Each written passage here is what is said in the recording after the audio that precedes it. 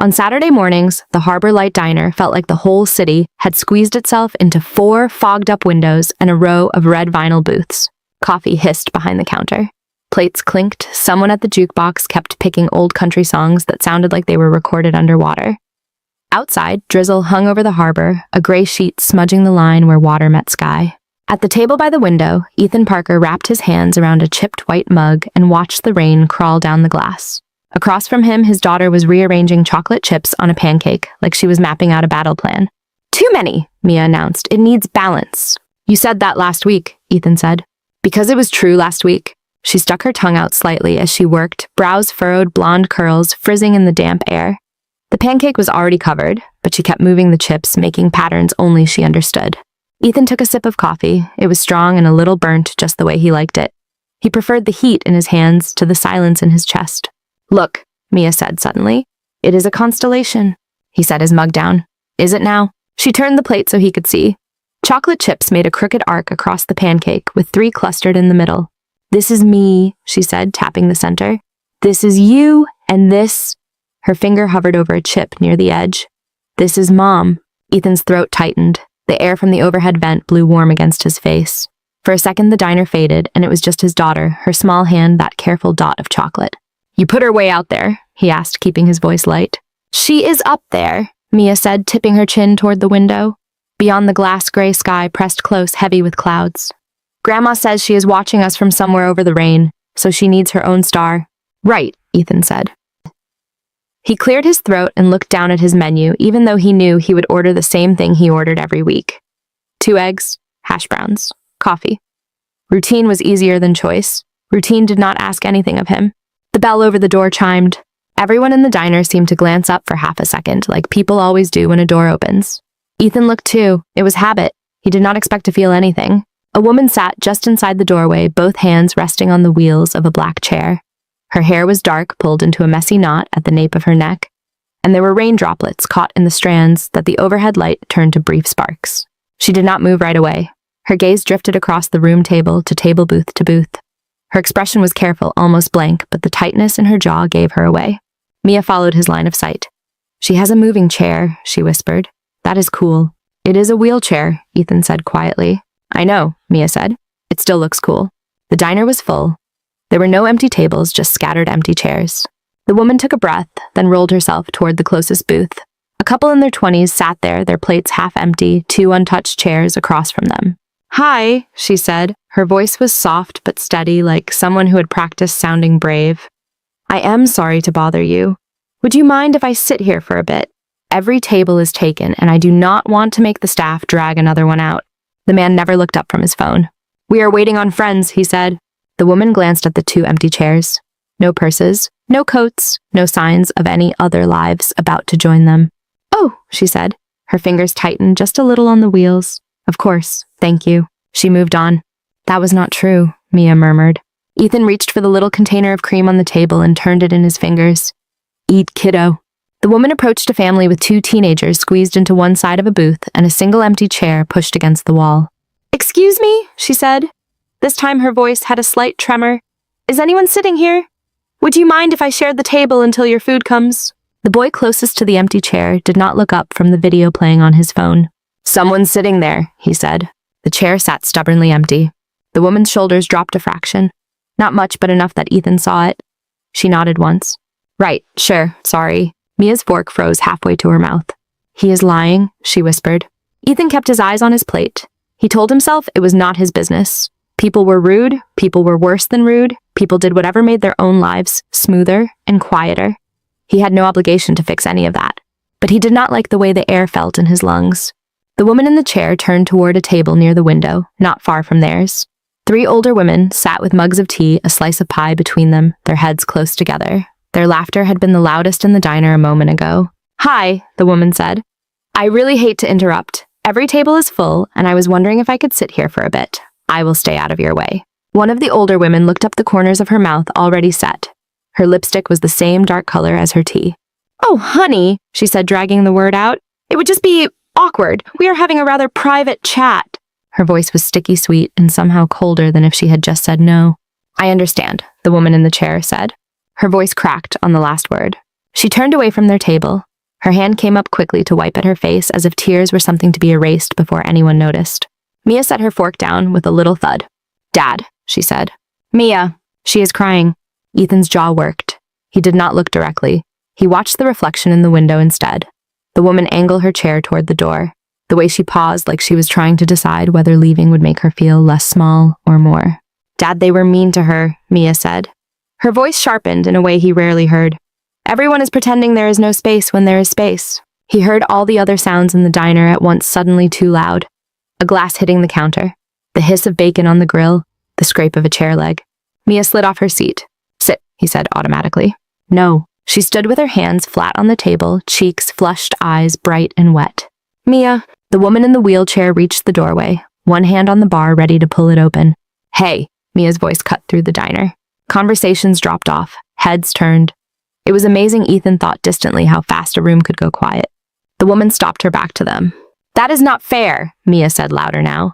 "They were mean and you are leaving and that is wrong." "Mia," Ethan said, already getting up. His legs felt heavy and light at the same time. He could feel people looking at him, at his kid, at the woman at the door. The coffee in his stomach went sour. Mia did not wait. She darted between tables, sneakers, and squeaking on the tile, and planted herself in front of the chair just as the woman turned it around. Up close, the woman's eyes were greener than Ethan had realized. They were also red at the edges. "You cannot go," Mia said, breathing hard. "You did not do anything bad." "They did." The woman blinked. "I'm okay," she said, which was clearly untrue. Mia shook her head so hard her curls bounced. "My dad and I have a table," she said. "By the window, it has extra chairs. You can sit with us." She held out her hand like she was greeting a new kid on the playground. For a moment, the woman did not move. Her gaze flicked past Mia to Ethan, who had finally reached them. There was a story in that look. He did not know the words, but he knew the shape of it. Is this pity? Is this a joke? Am I about to be embarrassed in a brand new way? Ethan swallowed. "She is right," he said. His voice came out rougher than he intended. He cleared his throat and tried again. "We do have room, if you want it." Behind them, the diner held its breath. The woman looked from him to Mia, to the front windows where the rain had started again, in fine silver lines. The overhead light caught in the drops on her hair, turning them to tiny sparks. Her fingers flexed on the wheels. "Are you sure?" she asked. Mia nodded so hard she nearly fell over. "Yes, I'm sure." Ethan nodded once. The woman's shoulders lifted on a breath that sounded like it hurt going in. Then she gave a small, crooked smile. "Okay," she said quietly. "Thank you." She turned her chair, and together they started toward the table by the window, where one empty seat waited in the path of the light. Back at the table, Ethan slid his own chair aside to make room while Mia gathered silverware with a focus that made it look like important work. "Here," he said, pulling one of the chairs out of Harper's way. "If we angle it a little, you should fit." Harper eased the wheelchair in. Her movements were practiced, almost choreographed, but there was still a faint hesitation, as if she expected someone to tell her she had misunderstood. She did not look up until her front wheels bumped the edge of the table. When she did, her eyes went straight to Mia. "I am Mia," the girl announced. "I am 7 3/4. I do not round down." A quick laugh broke from Harper, surprised and a little shaky. "I am Harper," she said. "Just 32, no fractions." Mia seemed to accept this. She gestured grandly at Ethan. "This is my dad. His name is Ethan, but you probably have to call him Mr. Parker. Grown-up rules." "We can skip the Mr.," Ethan said. "Ethan is fine." He was aware of the way people at nearby tables were trying not to stare. A glance here, a lifted eyebrow there. The couple who had claimed invisible friends were suddenly very interested in their ketchup bottle. The waitress arrived with a coffee pot balanced in one hand and 3 menus tucked under her arm. "There you are," she said. "I thought the 2 of you had been awfully quiet." Her name tag read Carla in peeling black letters. She had been working the Saturday shift since before Mia was born. Carla noticed Harper and her smile deepened into something warmer. "Looks like you brought reinforcement," she said. "Coffee for you, hun." Harper glanced at the mug in front of Ethan, then back at Carla. "If that is okay," she said. "Asap?" Attenan's head. "I can pay." "We will put it on his tab," Carla said, already pouring. "You can fight him for the check later." She slid a menu in front of Harper, even though the specials were written on a chalkboard over the counter. Habit, Ethan thought. Or respect. You always hand a menu to someone you want to stay. "Thank you," Harper said. When Carla left, the 3 of them sat in a small triangle of quiet while the rest of the diner resumed its low roar. "You can get the chocolate chip pancakes," Mia told Harper. "They are the best thing here. I checked." "You checked," Harper repeated. "Every week," Mia said. "For science." Harper looked at Ethan. "Is that true?" She is very thorough, he said. He watched her wrap her fingers around the mug Carla had set down. Her hand was steady enough for a stranger not to notice, but his eye caught the faint tremor in her thumb. There were small calluses on the heel of her palm where it rested on the wheel rim. So, Harper said, and he could hear the effort in her voice to sound normal. Do you two live nearby? 3 blocks up the hill, Ethan said. Old blue house with the crooked porch.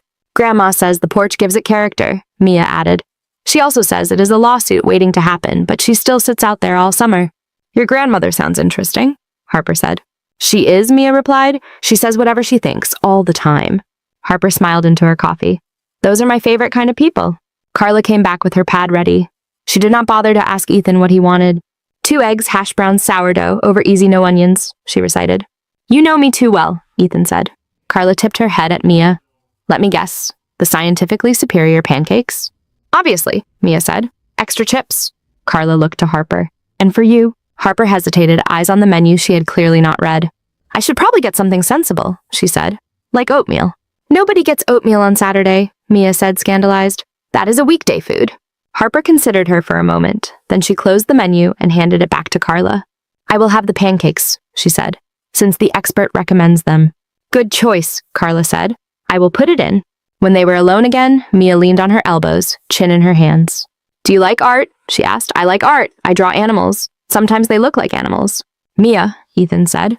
What? She said. It is small talk. Harper blinked, then nodded. I do like art, she said. I used to paint. The sentence landed lightly and heavily at the same time. There was a pause before the word, paint a catch that did not belong to casual conversation. Used to, Mia asked. What happened? Mia, Ethan said again sharper. She shot him a look. I'm just asking. It is okay, Harper said. She glanced at the window while she answered as if the rain might make it easier. Life happened, she said quietly. Sometimes things change, and you cannot do what you did before. Her gaze dropped to the arm of her chair for a fraction of a second. Mia followed it. Her curiosity had no filter and no malice. Because of your chair? She asked. I am sorry, Ethan said to Harper. She is blunt. It is all right, Harper said. She took a breath. Partly because of the chair, partly because of other things. It is complicated. Adults always say that, Mia muttered. Complicated is grown up for, I do not want to talk about it. Ethan opened his mouth to scold her, but Harper laughed softly. You might be right, she said. She looked over at Ethan, a question in her eyes now, instead of suspicion. What about you two? She asked. You said you come here every Saturday. Our tradition, Mia said quickly, before we go to the library or the park, or sometimes just home when Dad forgets his wallet. I forgot my wallet one time, Ethan said. 3, Mia corrected. Harper smiled and so this is your place. Our table, Mia said, patting the worn surface. It used to be Mom's spot, too. The word hung there. For a second, everything inside Ethan stilled. He felt Harper look at him, not with the sharp curiosity of a child, but with the careful, respectful curiosity of someone who knew that particular kind of silence. Mom liked the pancakes too, Mia went on, but she liked the blueberry kind. I like chocolate chip better. She is in the sky now. Mia, Ethan said gently. What she is, Mia said. She turned to Harper. She got sick. The kind you cannot fix. The doctors tried. I am sorry, Harper said. The words were simple. There was something behind them that made Ethan believe she understood more than the bare facts. Thank you, he said. He stared down at the little pool of coffee in his mug. He could see the ceiling lights reflected in it, broken and stretched. Was it a long time ago? Harper asked. 3 years, Ethan said. Almost. 3 Halloweens, Mia added. 2.5 Christmases. We count in holidays now, apparently, Ethan said. It is easier, Mia said. Years are too big. Harper nodded slowly. Her fingers traced the rim of her mug as if she was drawing a circle. I am still sorry, she said. There was a pause that did not feel awkward, just open. The clatter of the diner filled it. Are your parents here? Mia asked. In Seattle? Ethan shot her a warning glance. She did not back down. It is okay, Harper said again, though her smile thinned. No, my parents are gone too. It has been a while. Do you have any kids? Mia asked. Ethan exhaled. Mia. Harper shook her head. No, she said. The words sat flat on the table between them. It is just me. Do you at least have a Grandma June? Mia asked. Everybody needs one Grandma June. I do not, Harper said. Her voice was light, but her eyes were not. You will have to lend me yours. We can share, Mia said promptly. Carla slid the plates in front of them, breaking the moment. All right, Science project test batch 2, she said, setting down a stack of pancakes in front of Harper. Butter melted in slow streaks across the top. Steam curled up, carrying the smell of sugar and vanilla. Harper wrapped her fingers around the fork. For a second she did not move, just watched the steam, the way the syrup glistened. Go on, Mia urged. You have to take one bite and then decide your whole future. Harper took a small bite. Her eyes closed for half a heartbeat, like someone standing in the first patch of sunlight after a storm. Well, Mia demanded. I am afraid your research is correct, Harper said. These are dangerously good. Mia grinned, satisfied. Ethan felt something in his chest ease along with her smile. They ate. Conversation drifted to smaller things. Harper had grown up in a town in Oregon that smelled like sawdust and river water. She had moved to Seattle last year. Her apartment was walking distance from the pier in theory and a long push in practice. She liked coffee, hated olives, loved thunderstorms. Mia volunteered that she feared only 2 things: bees and math homework. She was not sure which was worse. You have a lot of opinions, Harper observed. I am efficient, Mia said. It saves time. When the plates were mostly empty and the coffee pot had made one more round, Harper reached for her wallet. At least let me cover my part, she said. I do not want to hijack your lunch. Ethan shook his head. No, he said. We invited you. Let me get it. You did not invite me, she pointed out. Your daughter conscripted me. Same family, Mia said through the last forkful of pancake. Harper hesitated, glancing from one to the other. Pride and gratitude flickered across her face like light and shadow. Split it, she said. Please, Ethan considered. In the end, he nodded and took the bills she offered, folding them into his own. Deal, he said. As they waited for Carla to bring change, Mia rested her chin on her palms again. You know, she said, we really do come here every Saturday. I am getting that impression, Harper said. It is our thing, Mia went on, so Dad does not mess with the schedule. He is very strict about pancakes. That is not true, Ethan said, although it mostly was. You could come again, Mia said. Her voice had slid back into that matter-of-fact tone she used for constellations and science. If you wanted. Harper looked out the window. Rain streaked the glass in long silver lines. The harbor beyond was a blur of masts and muted color. I do not want to invade your tradition, she said. You are not invading, Mia said.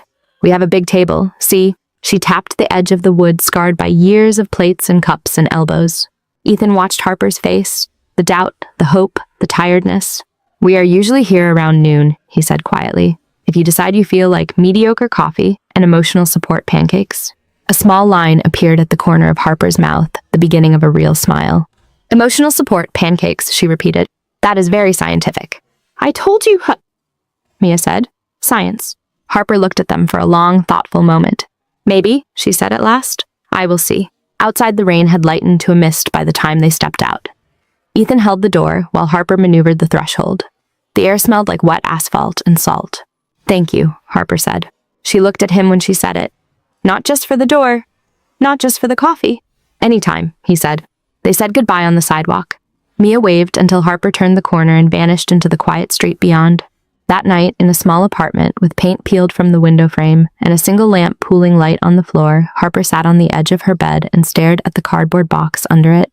Her hands hovered for a second before she pulled it out. Inside were tubes of dried paint, a few brushes with stiff bristles, and one sketchbook wrapped in an old t-shirt. She unwound the cloth and opened the book. The first pages were full of color in graphite and ink. Faces, hands, a fairy cutting through dark water, a woman laughing at something outside the frame. Quick line studies of strangers in coffee shops. Near the middle, the drawing stopped. Blank paper filled the rest, white and untouched. Harper rested her fingertips on the empty page.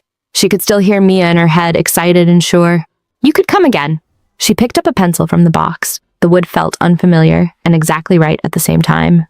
She held it above the page. Her hand trembled. The point touched down, made the smallest gray mark. She froze. After a few breaths, she set the pencil aside and closed the book. The mark stayed hidden between the covers, a tiny proof that something had shifted. Harbor light glowed faintly in the distance, through her rain-streaked window, its sign flickering open in the dark. The following Saturday, Ethan told himself he was not watching the door. He watched the rain sliding down the window, the boats rising and falling in the harbor, the way Mia lined up the salt and pepper shakers like they were chess pieces. He checked the time on his phone, twice. You are looking at the door, Mia said. I am not, he replied. You are, she said. It is okay, I am too. She had turned her chair so that she could see the entrance without being obvious about it. Her sneakers tapped against the rung of her seat, a restless little rhythm. The bell over the door chimed. 3 teenagers came in dripping and talking over each other. They headed for a booth in the back. Mia sighed, exaggerated. False alarm. Ethan shook out his napkin. He tried to pretend he was only worried because his kid was invested, that this had nothing to do with the way those green eyes had looked when Harper rolled out into the rain alone. His coffee was half gone when the bell chimed again. This time it was her. Harper sat just inside the door for a moment, rain in her hair again. She scanned the room. When her gaze reached their table, she paused. Mia straightened so fast her chair squeaked. "Do not wave," Ethan murmured. "Why not?" "Give her a minute." They both watched as Harper angled her chair toward an empty table near the counter. She stopped there, studying it with a frown, then glanced back toward the window. Mia lasted exactly 3 seconds. "She sat at the wrong table," she announced. Before Ethan could answer, Mia slipped down and marched across the diner. She planted herself in front of Harper's chair, hands on her hips. "That is not your table," Mia said. Harper blinked. "It is not?" "No," Mia said. She pointed toward the window. "That one is. You promised, remember?" "I do not remember promising," Harper said. "You said maybe," Mia replied. "Maybe means probably. Probably means yes if you are not a chicken." Half the diner could hear them. Someone at the counter snorted into his coffee. Harper covered her mouth with her hand for a second. When she dropped it, there was a reluctant smile hiding at the edge of her mouth. "Well," she said, "I certainly do not want to be a chicken." "Good," Mia said. "Come on." She grabbed the side of Harper's chair and tugged, not that her small hands made any real difference. Harper let her. They moved together through the narrow aisle until Ethan stood to slide his chair aside. "You came back," he said. "I did," Harper said. "I hope that is all right." "Yeah," he said. "It is." After that, it was harder not to watch the door. She began to arrive more often than not, always with that moment of hesitation in the doorway, like testing thin ice. Some Saturdays, she was early, already parked at their table when they walked in, hands wrapped around a mug. Other weeks, she arrived late, damp, and apologetic, saying things about broken elevators or buses that never showed. In the weeks that followed, the 3 of them settled into a rhythm that felt accidental and then did not. On one Saturday, Mia showed up with a folded sheet of printer paper, already creased from being handled too much. "I made you something on it," she told Harper as soon as she sat down, "for scientific reasons." Harper unfolded it carefully. It was a drawing of a figure in a wheelchair rolling down a hill. The proportions were off. The trees looked like lollipops. The sky took up half the page and was full of stars, even though a sun floated in the corner. "That is you," Mia explained, pointing at the tiny round head. "And those are stars, because you deserve a whole sky." Ethan winced. "Mia, what? It is true." Harper did not seem offended. She held the picture like something fragile. "I love it," she said. "I have not had anyone draw me since high school." "That is sad," Mia said. "You should fix that." "Maybe I will," Harper answered. She folded the paper along the old creases and slid it carefully into her bag. On another Saturday, a storm pummeled the windows so hard the glass rattled in its frame. The harbor vanished behind sheets of rain. The diner went cozy and dim. Carla put on a pot of hot chocolate for the regulars. Someone at the counter tried to guess how many times the thunder would rumble before the lightning struck. At their table, Mia pressed her nose to the glass and traced the drops. "This one looks like a jellyfish," she said, following a trail of water that split and rejoined. "And this one is like a comet. Look, it has a tail." "Do you see constellations and everything?" Harper asked. "Most things," Mia said. "Grandma says it is because I missed the planetarium." Ethan picked at the corner of his napkin. "We went a lot," he said quietly. When Laura felt up to it, Harper turned her coffee mug slowly in her hands. "Did she like the stars?" she asked. "Too much," Ethan said. "She would get mad when other people talked during the shows." "Good," Mia said. "They should be quiet. It is respectful." Harper smiled. "You really do come from a family of opinionated women." "Yes," Mia said. "My dad is outnumbered." "Someone has to keep you in line," Ethan said. He felt Harper looking at him. It was not a long look, just a brief measuring glance that said she was cataloging the lightness and the ache, the way they sat together in his voice. The pattern stretched outward from the diner. On weekday mornings, Ethan found himself slowing his walk past a certain art supply store near his office. The window display changed every few weeks. Canvases, jars of brushes, expensive paper that looked like it would drink color rather than simply hold it. He caught his reflection in the glass one day, coffee in one hand, the other buried in his jacket pocket. He wondered if Harper ever walked by this window, if it made her hands itch to pick up a brush, or if she looked away. At work, he caught himself thinking Harper would love this view, as he stood on scaffolding and watched the city spread below a rising bridge. He did not say her name out loud, not yet. In the evenings, his mother began to notice changes he had not meant to show. "You are humming," June said one night in the kitchen. He was rinsing dishes. He stopped. "No, I'm not." "You were," she said. She leaned against the counter, wiping her hands on a dish towel. Do not argue with me. I have decades of evidence of you not humming.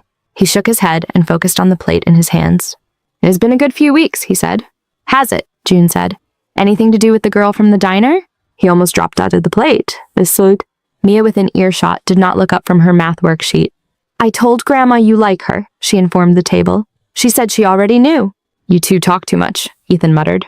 It's called communication, June said. You might try it sometime. Across town, Harper sat once a week in a small office that smelled faintly of herbal tea and dry erase markers. There were framed prints of abstract paintings on the walls, all color and movement and no clear story. Dr. Singh folded her hands and waited in the gentle way she did when she wanted Harper to arrive at her own words. So, she said, how was your week? Harper stared at a spot on the carpet for a while. There was a thread coming loose near her foot. She wanted to bend down and tuck it back in. It was fine, she said at first. Dr. Singh said nothing. Harper exhaled. I went to this diner, she said. Harborlight. I have been going on Saturdays. Alone, Dr. Singh asked. No, Harper said. The answer came too quickly. With a dad and his kid, they sort of adopted me. Dr. Singh tilted her head slightly. They. Harper caught the word. Felt the heat rise in her face. I mean, she said. We go to the diner on Saturdays. She had not used we about anything in a long time. How does that feel? Dr. Singh asked. Weird, Harper said. Then after a moment, good. Like the volume turned up on my life a little bit. She did not mention the couple who had turned her away or the women with the pie. She did not need to. Those memories lived under the others like dark primer beneath paint. On a gray afternoon halfway through February, Harper unlocked the door to her apartment and almost tripped over a gray and white blur that streaked between her wheels. Excuse me, she said. The cat that had adopted her fire escape sat in the middle of her living room and began to wash its paws as if it paid rent. I did not invite you in, Harper told it. It ignored her. She sighed and went to the kitchen. When she opened a can of tuna, the cat was suddenly at her elbow, purring like a small engine. I guess you live here now, Ghost, she said. Mia was delighted when she heard. You have a cat, Mia nearly shouted across the diner table that Saturday. What does he look like? Is he fluffy? Does he bite? Can I meet him? He is selective, Harper said. He walked into my place like he owned it and refuses to leave. Smart, Mia said. You seem like a good person to live with. Ethan watched Harper's face as Mia said it. There was that flicker again, the quick dip of her eyes, the way her fingers tapped the rim of her mug. He had seen the same expression in the mirror enough to recognize it. Surprise at being thought of as someone worth staying for. As winter began to loosen its grip, the rain grew lighter. A cold, pale sun started to show up now and again. One Saturday, Mia stirred her hot chocolate with the handle of her spoon and said very casually, Harper should come over sometime. Ethan was reaching for the sugar. His hand stopped. For what? He asked. For dinner, Mia said. Grandma makes too much food. We need help. We do not, Ethan said. She does, Mia insisted. She always says, I cooked enough for an army. What was I thinking? Harper can be our army. Ethan looked at Harper. She had gone still in that small way he had learned meant she was bracing. As if someone had opened a door she had not known was there. That is nice of you, Harper said. You do not have to. We want to, Mia said. Right, Dad? Ethan felt June's imagined eyes on the back of his head, even though she was not there to add her commentary. It could be low-key, he said slowly. Nothing fancy, just lasagna and whatever my mother decides to lecture me about that night. Grandma does not lecture, Mia said. She just talks loudly about your life choices. Same thing, Ethan said. Harper laughed once, then stopped. I am not very good with new people, she said. I get awkward. So do we, Mia said cheerfully. It will match. Ethan tried to read her expression. She was interested. She was scared. She was both, and he understood that mixture better than he wanted to admit. You would be welcome, he said. Really? Harper wrapped her hands together in her lap. Her thumbs rubbed at each other, a small nervous motion. Wednesday, she asked. Next Friday, Mia volunteered before Ethan could answer. He shot her a look, then shrugged. It was as good a day as any. Next Friday, he confirmed, around 6. Harper let out a breath she might have been holding since the moment Mia opened her mouth. Okay, she said. It was a small word. At the table by the window with the harbor stretching gray and quiet, outside it felt larger. On Friday evening, the Parker house smelled like garlic and tomatoes and a little bit of panic. Ethan stood in the living room staring at the bookshelf. His shirt felt wrong. He had changed it 3 times already. That one is fine, June called from the kitchen without looking. Stop fidgeting. You will scare her. I am not fidgeting, he said. He adjusted his cuffs. Mia bounded down the hall with construction paper in her hands, tape stuck to her fingers. Is she here yet? Mia asked. I made a sign. She held it up. In big, wobbly letters, it read, Welcome Harper with stars and what looked like a cat drawn in the corner. That is Ghost, Mia explained. So she knows we are thinking of him too. It is great, Ethan said. Maybe we do not tape it to her face.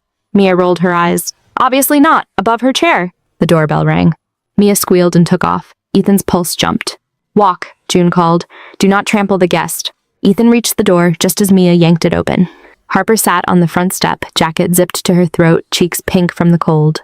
The streetlight behind her made a faint halo in the damp air. You came, Mia said, as if that had been in doubt only for other people. I did, Harper said. I brought something. She held up a small paper bag tied with string. Bribery, she added. I heard there was lasagna. Smart, June called. She can stay. June appeared in the entryway, wiping her hands on a dish towel. Her gray hair was piled on top of her head, with a pencil stuck through it like a pin. You must be Harper, she said. I am June, the grandmother in residence. Harper smiled a little overwhelmed. It is really nice to meet you, she said. Thank you for having me. Thank you for rescuing my granddaughter from an all-pancake diet, June said. Come in, let me help you with that step. There was one concrete step up into the house. Ethan had always meant to fix it, make a small ramp something.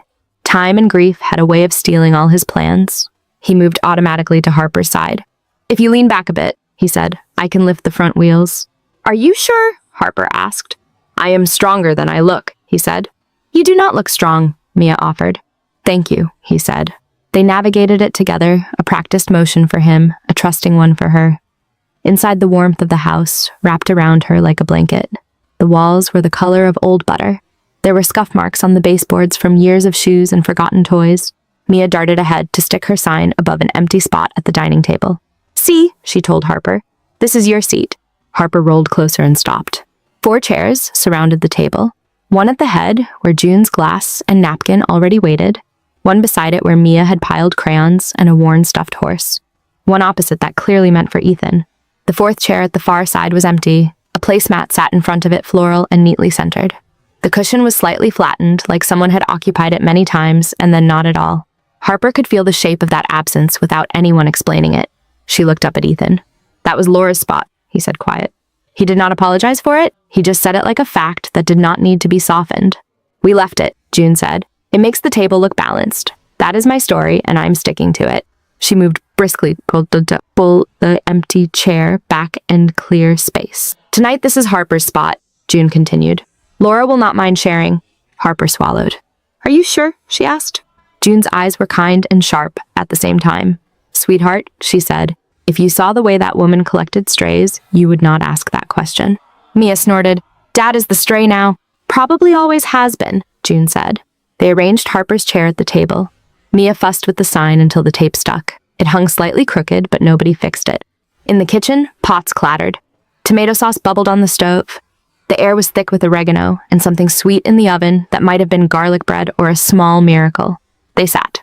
Harper rested her hands in her lap, fingers laced to keep from fiddling with her wheels. Do you like garlic? June asked. I love garlic, Harper said. I am Italian on my mother's side. If there is no garlic, we send the dish back. Good, June said. You will fit in? Ethan poured water into mismatched glasses. His movements were a little too precise, like he had practiced not spilling. So, June said, Mia tells me you are an artist. Grandma, Mia groaned. You are not supposed to interrogate her right away. I am gathering information, June said. There is a difference. Harper laughed under her breath. I was an artist, she said. I painted, before the chair, June said with no hesitation. Harper nodded. The word before had a particular weight in her mouth. Well, June said, chair or no chair that does not go away, it just finds a different route. Grandma, Mia whispered loudly. Subtle. Ethan caught Harper's eye in apology. She did not look offended. More like she was used to that sort of blunt kindness from older women. It has been a while since I picked up a brush, Harper said. You still have them? June asked. Yes, Harper said. They are waiting, June replied, as if that settled it. Dinner was noisy in the way good dinners are. Mia talked enough for 3 people, filling every small silence with stories about school, the planetarium, her ongoing war with fractions. Who decided to cut numbers into tiny mean pieces, she demanded. Whole ones are hard enough. It was probably a bored mathematician, Harper said. They needed a challenge. Monsters, June said. All of them. Ethan watched the scene from his place at the table. The sound of their voices blended with the clink of forks and the low hum of the heater. There were moments when he almost forgot that this was new, that Harper had not always been there, laughing at Mia's dramatics, reaching for the salad bowl. Almost. Sometimes in the corner of his vision, he caught the empty outline of Laura's presence in that chair, like an afterimage from a bright light. He forced himself not to flinch away from it. Halfway through the meal, Mia pointed her fork at Harper. "Do you have family?" she asked. "Besides Ghost?" "Mia," Ethan said. She shrugged. "We are all thinking it." Harper set her fork down. The oven ticked as it cooled. Somewhere down the street, a dog barked. "My parents died when I was in college," she said. "Car accident. My sister lives up in Portland. We are not very close." "Why not?" Mia asked. "Mia," Ethan said again. "It is okay," Harper said. She took a sip of water, buying herself a second. "We just want different things. Sometimes that happens. We talk on holidays. She is busy. I am busy." "Do you have a grandma, June?" Mia persisted. "Not anymore," Harper said. She smiled, thin but real. "I had a Nana Rose. She made bread that could knock you out if she threw it at you." "That sounds like Grandma," Mia said. "Her biscuits are dangerous?" "My biscuits are excellent," June said. "And nobody asked you." Mia grinned. The tension slipped a notch. "So it is mostly just you," June said more gently. "Mostly," Harper said. The word left a hollow place on the tablecloth. Mia watched her for a moment, eyes narrowed in thought, chewing on the end of her bread crust. "We can share Grandma," Mia said finally, "and Dad, and the pancakes." Ethan choked on his water. "I am not a library book," he said. "You kind of are," Mia said. "You belong to the house." Harper laughed, surprised. "Thank you," she said. "That might be the nicest thing anyone has offered me in a long time." After dinner, June shooed Ethan into the kitchen with the plates. "You and I are on dish duty, she said, as God intended. "I am pretty sure that is not in any scripture," he said. "Close enough," she said. At the table, Mia was already tugging on Harper's sleeve. "Come see my room," she said. "It is very important." "Do you need help?" Ethan asked Harper. "No," she said. "I have got it." The hallway was narrow, but she navigated it with practiced turns. Mia ran ahead, flinging her bedroom door open like she was revealing a stage. The room was a small explosion of color. Posters of galaxies and horses curled at the corners. A string of fairy lights draped around the window. There were pencils and markers in jars on the desk, and a stack of sketchbooks piled haphazardly beside them. "Welcome to Mission Control," Mia said. "You can park there." She pointed to a clear space near the bed. Harper rolled in and turned to face the chaos. "I like it," Harper said. "That is my treasure box," Mia said, indicating a battered shoebox on the floor. "Do you want to see?" "Obviously," Harper said. They sat with the box between them, Mia cross-legged on the rug, Harper leaning forward in her chair. Mia pulled out items one at a time, a ticket stub from the planetarium, a smooth gray rock shaped a little like a heart, a photo of Ethan and Laura standing under a fireworks sky faces turned toward each other. "That is Mom," Mia said. Harper studied the photo quietly. Laura had dark hair pulled back in a messy bun, eyes crinkled mid-laugh. Ethan had an expression Harper recognized now, a mixture of awe and contentment. "She is beautiful," Harper said. "I know," Mia said. "She liked fireworks, and she hated olives, and she always stole my fries." Harper smiled. "Do you remember her a lot?" she asked. "Some," Mia said. "Sometimes I forget stuff, then I feel bad." "You do not have to," Harper said. "Feeling bad, I mean. Brains forget. It does not mean you did not love someone." "Did you forget your parents?" Mia asked. "Some things," Harper said. "Not the important ones. My dad had this big laugh. My mom smelled like soap and flour. She would hum when she cooked." "Grandma hums when she cooks," Mia said. "Dad does not. He just looks worried." Harper laughed softly. In the kitchen, water ran. Dishes clanked. June kept up a commentary on Ethan's drying technique. "You are missing spots," she said. "I am not missing spots," he said. She stopped, leaned her hip against the counter, and looked at him. "You like her," June said. He did not pretend she meant the lasagna. "She is nice," he said. "Nice is a word you use for the mailman," June told him. "You look at her like you used to look at Laura when she did something you thought was funny." "I do not," he said. "You do," she said. "You have Tell's boy. You have had them since you were 5. He set a plate carefully in the rack. "It feels wrong," he said. "Sometimes." June did not rush him. She turned back to the sink, rinsed another pan. "Because Laura is gone?" she asked. "Because Laura is gone," he said. "Because I promised. Because I still miss her. Because I do not know what this is supposed to look like."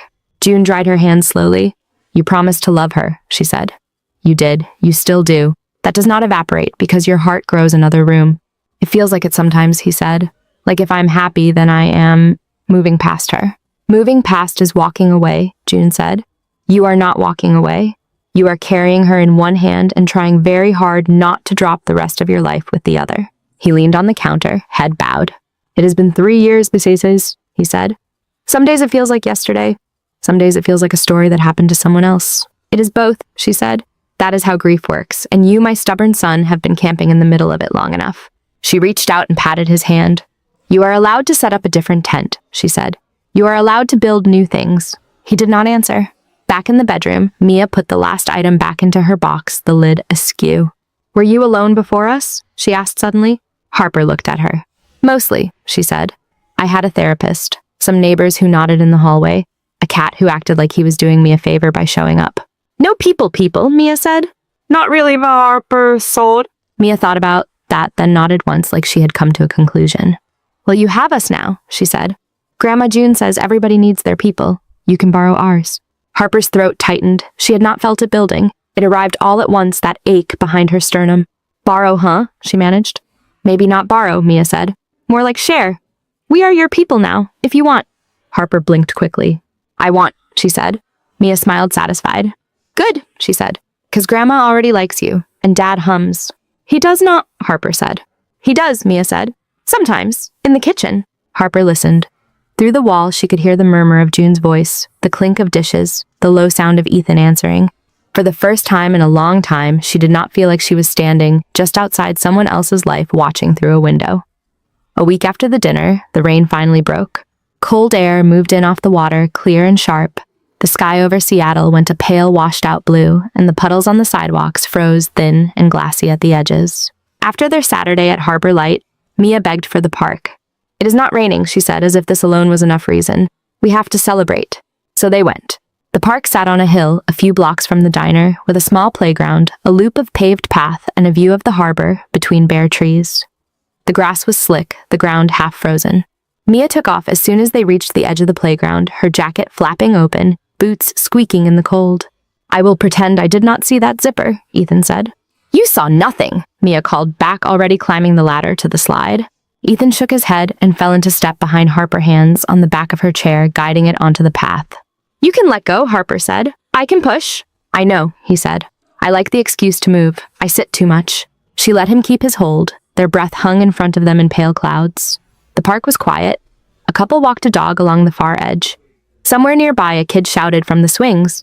Otherwise, it was just the grind of gravel under tires and the soft thud of Ethan's boots. Thank you, Harper said after a while. For what? Ethan asked. For dinner, she said. For letting me invade your lasagna night. You did not invade, he said. You were invited. By a 7-year-old, Harper pointed out. She has good instincts, he said, most of the time. I am beginning to see that, Harper said. They walked in silence for a bit. The bare branches laced overhead dark lines against the bright sky. The air smelled like wet bark and distant salt. Ethan waited. He had learned that Harper needed a little time to circle whatever she wanted to say. When you asked about my family, she began the other night. He nodded. You told us about yours, she said. About Laura, about how she is still very much here, even though she is not. She smoothed a wrinkle in the blanket across her lap. I did not really answer your question, she added. You answered enough, he said. Not for me, Harper said. They reached a bench. Ethan stopped pushing and came around to the front of her chair. He leaned against the back of the bench facing her. Mia was on the swings now, pumping her legs, her coat flying. You do not have to tell me anything you do not want to, he said. I know, Harper said. I want to. She looked past him toward the fence where frost had turned the grass at the edge silver. I had a different life, she said quietly. Before. Sometimes it feels like it happened to another person, but it was mine. She wet her lips, searching for the path through the story. I grew up in a small town south of Portland, she said. My dad worked at a mill, my mom baked bread and complained about the weather. I went to art school because everyone said I needed a backup plan, and I did not want one. You were stubborn early, Ethan said. From birth, Harper said. Nana Rose said she knew it when I refused to be swaddled. He smiled. She took a breath, then continued. I moved to Seattle when I was 26, she said. Shared a studio with 3 other painters and pretended I did not care that the rent ate everything. I was finally starting to get somewhere. I had a small show booked. She stopped herself, then forced the word out. I had someone. Cole, Ethan said. She looked surprised. You mentioned his name, he reminded her. Once. Oh, she said. Right, yes, Cole. We met at a gallery. He spilled wine on my shoe and spent 20 minutes apologizing. We were together for 5 years. Her voice dipped and settled. We were supposed to get married 6 months after the accident, she said. We had a venue and a caterer and a fight about napkin colors. It felt important at the time. The wind picked up, tugging at the edges of her scarf. One night, she said, I was driving home from a late class. It was raining. It is always raining. That is what they say about this city, and you start to believe it. A man in a truck had too much to drink and decided he could still make it home. He could not stay in his lane. Her hands tightened on the armrests. I remember headlights, she said. That is all. Then I remember waking up and trying to move and nothing responding. Like the rest of me had decided to stay wherever the car ended up. Ethan listened, chest tight. In the hospital, they talked in numbers, Harper said. Vertebrae percentages, odds. They said I was lucky to be alive. They said the damage was severe. They said I would not walk again. She paused. I thought that was the worst of it, she said. I was wrong. A gull cried overhead, circling lazily. A few weeks later, she went on.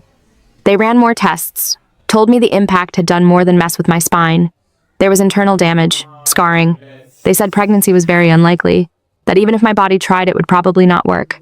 Dangerous for me, dangerous for a baby. Her voice flattened in that way that meant she was repeating something she had heard too many times. I remember the doctor saying it like he was handing me a weather report, she said. Like he had no idea he had just set fire to everything I thought my future would be. She stared down at the blanket. Cole was there, she said. He held my hand. He nodded. He told them we would figure it out. Did he mean it? Ethan asked. I think he did, Harper said. That day. And after, he asked.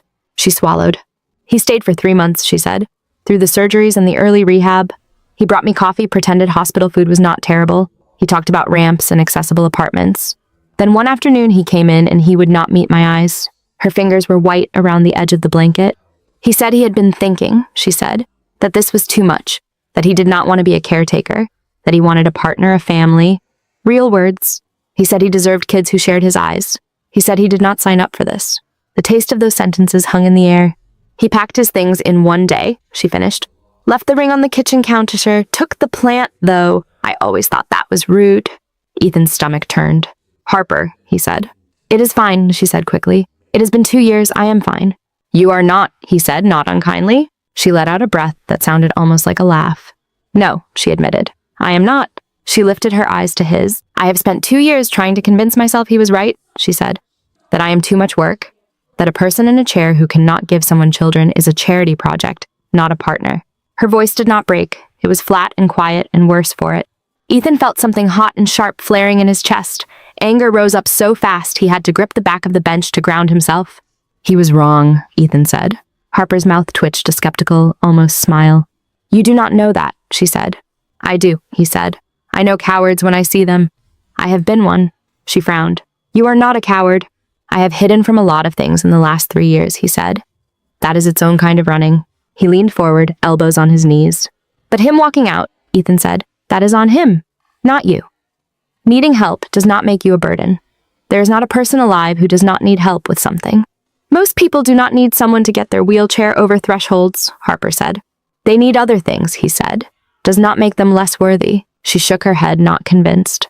And as for kids, he said, there are a lot of ways to build a family. The word family felt different in his mouth now than it had a year ago.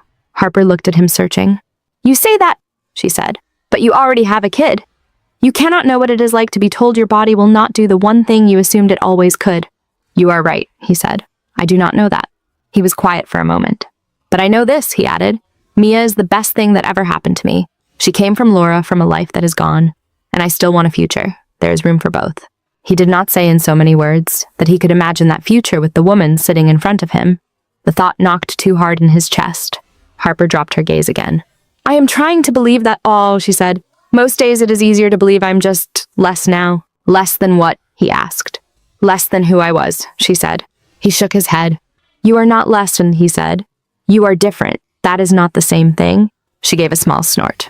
Different is a nice word for broken, she said. Broken is being in pieces on the sidewalk, he said. You are here. You are breathing. You are making sarcastic comments. You are in one piece. On a good day, as she said. On a bad one, too, he replied. They fell quiet. Over by the swings, Mia called out for him to watch. She was standing on the seat, hair flying, arms wide. Show off, Ethan muttered fondly. You are scared too, Harper said softly. He turned back to her. Aren't you? She asked. Of what? He said, even though he knew. Of everything, she said. Of feeling too much, of losing too much. He looked at his hands. Yes, he said. I am. You lost your wife, she said. You have a daughter who depends on you. Bringing anyone into that would be terrifying. It is, he said. His voice came out low. It does not mean I want to stay stuck where I am, though, he added more to himself than to her. Harper watched him, eyes thoughtful. Good, she said. It was not praise, it sounded like recognition. Later that night, after Mia had fallen asleep with a book spread across her chest, and June had retreated to her room with a mystery novel, Ethan stood on the back porch, a mug of tea cooling in his hands. The sky was clear for once. Stars pricked through the darkness. He could see his breath when he exhaled. The porch boards creaked behind him. Is this your brooding spot? Harper asked. He turned. She had maneuvered her chair out the back door and parked it next to the old wooden bench. I do not brood, he said. You are literally staring at the sky with a hot beverage, she said. That is textbook brooding. He sat down on the bench, the wood cold through his jeans. Fair point, he said. Harper had a small notebook balanced on her knees. The cover was faded black. A thin elastic strap keep it closed when she did not hold it. You brought homework, he said. Not exactly, as she said. I wanted to show you something. She peeled the elastic back and opened the notebook. The first pages were filled with pencil sketches, quick, sure lines. Mia at the diner, chin in hand, hair in mid-bounce. June at the stove, profile intent over a pot. The harbor light sign glowing in the rain. Further in there were more. Ethan from the side at the table laughing at something out of frame. Ghosts sprawled on a windowsill. A view of the harbor from the hill, all vertical masts and horizontal water. He recognized himself in the drawing and did not both at once. The artist had caught the tiredness around his eyes, but also something else. A softness he did not feel most days, but must have been there. Harper, he said quietly. These are incredible. You have to say that, she said. No, he said. I really do not. She looked down almost shy. I started with little things, then she said. Doodling. Then the doodles got more serious. You and Mia kept showing up in my head. So did your mother, so did Marla from the diner. So did Ghost when he acts offended that the sun has moved. She flipped to a page near the back. It was the diner table seen from the doorway. 3 figures sitting there, heads bent toward each other. Light poured in through the window behind them. I guess I missed drawing more than I thought, she said. You are not just drawing, he said. You are seeing everything, the way you did before. The way I did before, she echoed. He heard the weight on the word again. You still can, he said. That part did not go anywhere? She closed the book, halfway, fingers resting on the edges. I have not touched a brush since the accident, she said. Every time I look at a canvas, I hear this voice that says, the person who did this is gone. You are just borrowing her hands. That voice is an idiot, he said. Rude, she said lightly. Accurate, he replied. He watched her thumb stroke the paper. What if it is not the same, she asked. What if I try and it is all worse? What if my body will not cooperate? What if I fail in a whole new way? He paused. What if it is different and still worth it, he said. What if you are allowed to start as whoever you are now, not as who you were? She studied him. You make it sound simple, she said. It is not, he said. None of this is, but you showed me that sketch. I did, she said. That is not nothing, he said. Her eyes met his. The porch light turned flecks of gold in the green. For a moment the night felt very small. Just the two of them, the creak of wood beneath them, the distant hum of traffic, the faint chill tugging at their hands. He saw her glance at his mouth very quick, then back to his eyes. His heart stumbled. He could feel the space between them like a live wire. It would take so little just to lean forward, just a breath. He moved an inch closer without thinking. She did not back away. This is right, something in him said. Another voice rose just as fast. Laura on the porch with him years ago, laughing at something Mia had babbled. Laura in the hospital bed, their fingers tangled around hers. Laura in the photo on his dresser, smiling at a world he no longer lived in. Guilt crawled up the back of his throat. He broke eye contact and stood too quickly. I should check on the dishes, he said. There are no dishes, Harper said. We did them earlier. I forgot to take the trash out, he said. Or something. The words sounded thin even to his own ears. Harper's hands dropped from the notebook. The light between them dimmed a fraction. Right? She said. Of course. She tucked a loose strand of hair behind her ear and closed the book fully. I should head home anyway, she said. Ghost will file a complaint. You do not have to rush, he said. But he was already taking a step toward the door. I will see you Saturday, she said. He nodded without quite looking at her. Yeah, he said. Saturday. He went inside the door, clicking softly shut behind him. On the porch, Harper sat for a moment, the night pressing cool against her face. She opened the sketchbook again. With careful lines, she added 2 small figures to the drawing of the back porch. One sitting on the bench, one in a chair beside it. There was space between them. She shaded in the space until it was soft. Not empty, not full, just waiting. The week after the almost kiss, nothing was exactly different, and everything was. At Harbor Light, Harper still rolled up to the table by the window. Mia still announced the specials as if she owned stock in the diner. Ethan still ordered 2 eggs, hash browns, sourdough. Only now there was an extra layer thin as tracing paper between Ethan and Harper.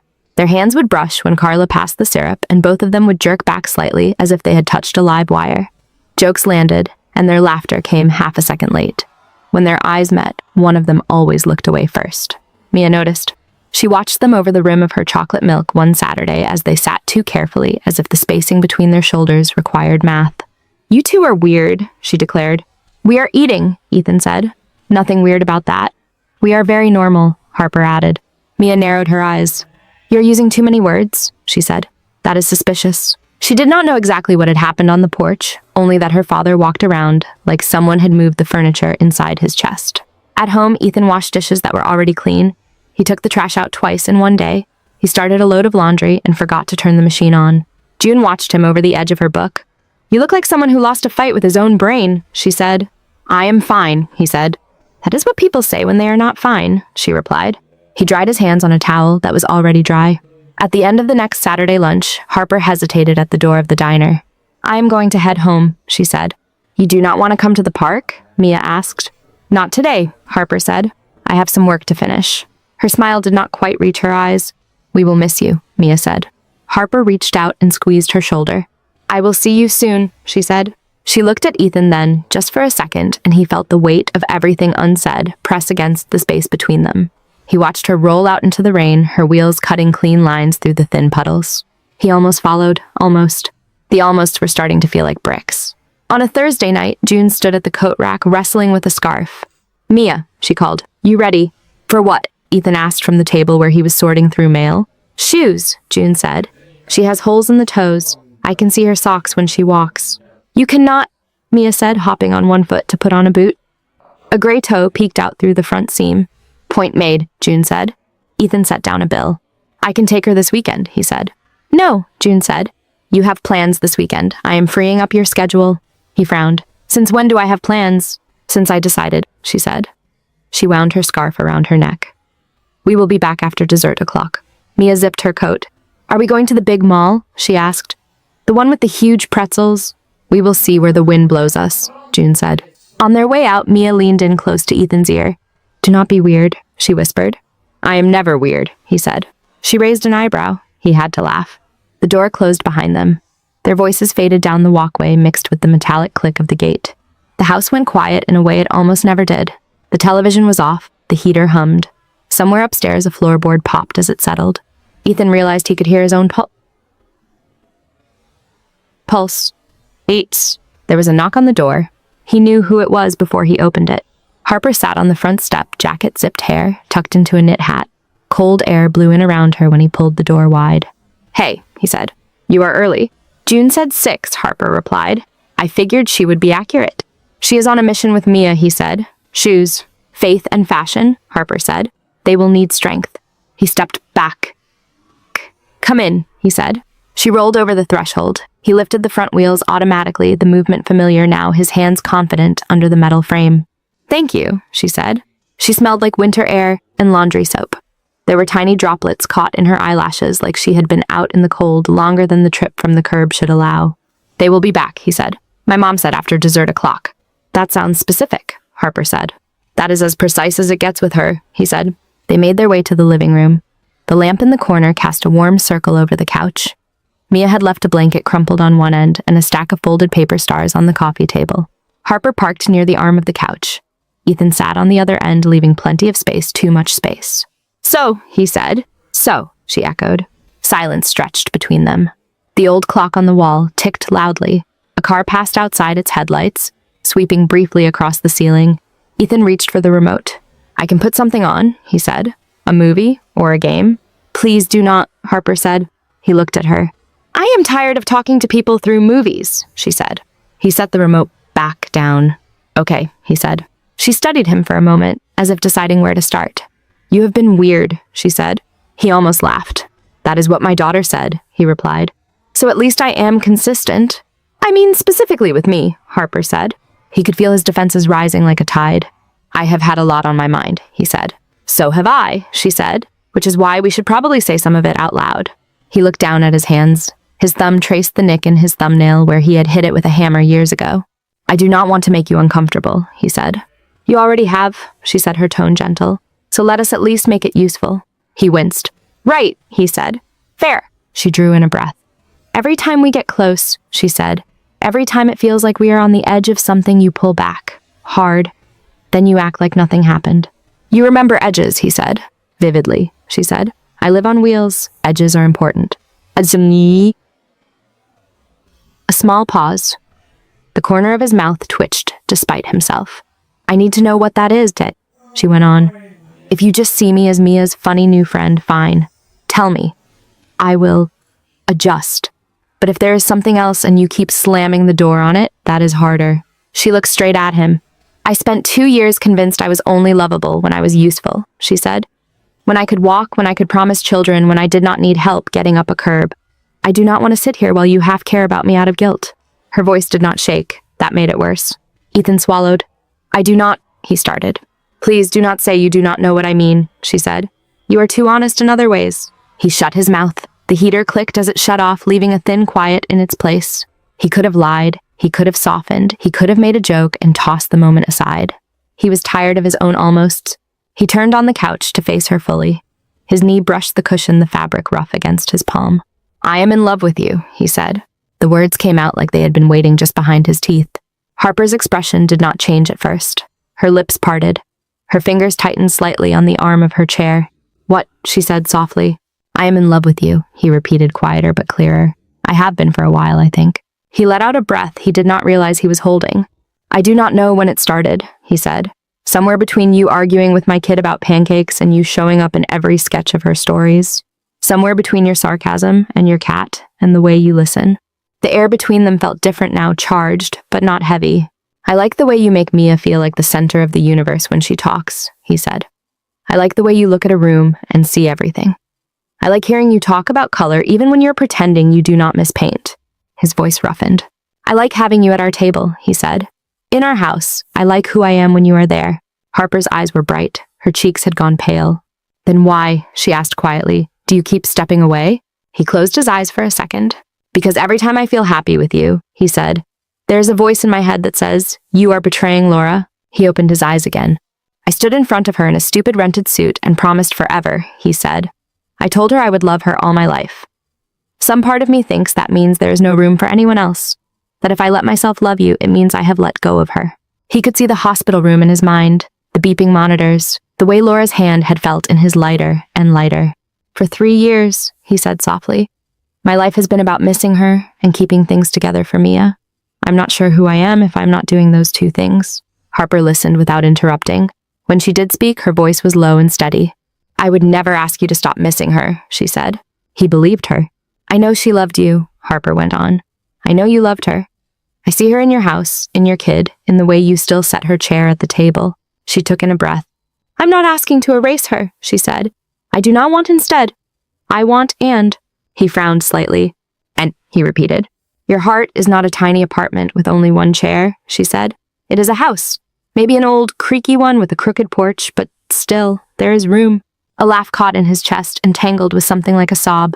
That is a weird metaphor, he said. It is your house, she said. It felt appropriate. He stared at her. How do you do that, he asked. Say things that sound simple and also rearrange my ribcage. I spend a lot of time alone with my thoughts, Vaden, she said. They get dramatic. She let her gaze drop to his hands, then back up. You are allowed to love her and love someone else, she said. It will not split you in half. It will not dishonor what you had. If anything, it proves how much room she helped carve out in you. The room felt smaller, like it was only the couch and the chair and the space between them. He ran his thumb over his palm. I am scared, he said. So am I, she said. He looked at her, surprised. You think I am not, she asked. I am terrified. I am a woman in a wheelchair who cannot give you more children. The last man who loved me told me I was too much trouble. I'm scared you will wake up one day and realize he was right. I will not, he said. You cannot promise that, she said. You are not in charge of future you. Neither of us is. True, he said. She blew out a breath. I am scared of needing you, she said. Of needing this. Of letting myself belong somewhere and having it ripped away again. Her fingers curled around the armrest. I am more scared, she said quietly, of not trying. They sat with that. He could hear the clock ticking, the soft rush of a car passing outside, the faint scrape of a branch against the window. You said you were in love with me, she said. I am in love with you too, have been for a while. I did not let myself say it until now. He felt the words settle in his chest, heavy and bright. You are sure? He asked. Yes, she said. I like who I am when I am with you. I like your terrible joke face and your careful hands and the way you look at Mia like she hung the moon. A small smile touched her mouth. I like that you are scared and still trying to show up, she said. He laughed under his breath. This is messy, he said. Of course it is, she said. We are not teenagers in a movie. He leaned forward slow. I do not know how to do this with us, he said. I will mess up. I will say the wrong things. There will be days when grief hits out of nowhere. There will be days when you hate your chair and I will not know how to fix it. Do not try to fix it, she said. Just stay. I can handle my chair. You handle your porch. He nodded. Okay, he said. I can try that. He reached out, then paused. May I? He asked. Her answer was in her eyes before she said it. Yes, she said. His hand cupped her cheek gently, thumb resting just below her eye. Her skin was cool from the air outside. She leaned into his touch like she had been waiting for that exact point of contact. He moved closer, his heart beating hard enough that he could hear it in his ears. When he kissed her, it was not smooth. Their noses bumped, his breath caught. She made a small sound, half surprise, half relief. The world narrowed to the warmth of her mouth, the way her fingers found the front of his shirt and held on the soft slide of her lips against his. It was nothing like kissing Laura. It was exactly like kissing someone he loved. He pulled back just enough to see her face. She was crying. So was he. This feels wrong and right, he said, voice shaking. It feels like both, she agreed. Maybe that is what makes it real. He laughed through another tear. We can take it slow, he said. We can figure it out. We do not have to label it all tonight. Good, she said. Because I am exhausted. He brushed his thumb over her cheekbone, wiping away a tear. We tell Mia together, he said, when it feels right. She already suspects, Harper said. She called me your almost mom the other day. He froze. She did what? He asked. Harper smiled. It was very serious, she said. She had charts. He groaned softly. Of course she did, he said. Harper's smile faded into something softer. Whatever this is, she said, I want to build it carefully. Me too, he said. They sat there, his hand still curled against her cheek, her fingers still resting at his collar. Outside, a car door slammed. Laughter drifted up the walk, Mia's high and bright, June's lower and amused. Harper drew back slightly. Ethan let his hand fall, though, slowly. Later, she said. Later, he replied. For the first time in years, the word did not feel like loss. It felt like possibility. The next few weeks settled into a new shape. Nothing exploded. No one wrote their names in the sky. There were still bills on the counter and dishes in the sink and Mia's shoes in the wrong place. The difference lived in smaller things. On Tuesday, Ethan texted Harper a picture of a crooked traffic cone at his construction site. With the message, "This cone is you before coffee," she replied with a doodle of a coffee cup with angry eyebrows. On Thursday, Harper sent him a photo of Ghost, sprawled across her keyboard, the caption reading, "My project manager is useless." He laughed out loud in the quiet office and had to cover it with a cough when his coworker looked over. On Saturday at Harbor Light, when Ethan slid into his seat, his knee brushed Harper's wheel and neither of them jerked away. Their shoulders ended up closer than before, not touching, but sharing warmth. Mia watched all of this with the smug air of someone whose theories had been confirmed. She did not say anything outright. She just hummed the wedding march under her breath sometimes when they all walked down the sidewalk together. One afternoon, Ethan found himself standing outside the art supply store he had walked past so many times. The display in the window was a riot of color. Tubes of acrylic lined up like soldiers, canvas rolls stacked in the corner, a jar of brushes fanned out like a bouquet. He went inside. The store smelled like paper and oil and something faintly chemical that made his throat itch. Behind the counter, a woman with blue streaks in her hair looked up from her sketch pad. "Need help finding something?" she asked. "Everything," he said. I need everything for someone who used to paint. She has a chair. Small place." Blue hair nodded like this made perfect sense. "Start small," she said. "One easel that does not dominate the room, a few good brushes, decent paints, no kids' sets with glitter." He let her lead him through the aisles. He picked up a table easel that folded flat a stack of canvases no bigger than the space behind Harper's couch, a metal tin of charcoal. At the register, he hesitated over a wooden box of brushes wrapped in tissue paper. "That one is nice," Blue Hair said. "Feels like a present." "Good," he said. "It is one." He carried it all up 3 flights of stairs, to Harper's building, his arms full, the cardboard biting into his palms. When she opened the door, she looked from his face to the pile of supplies, and back again. "Either you robbed an art store," she said, "or this is a very strange ransom demand." "I told you I was strong," he said. She moved back to let him in. "What is all this?" she asked. He set the bags down by the window. The afternoon light was soft and thin, barely making it past the neighboring buildings. "You said you missed painting," he said. "I figured your living room could use some clutter." She rolled closer as he unpacked the bags.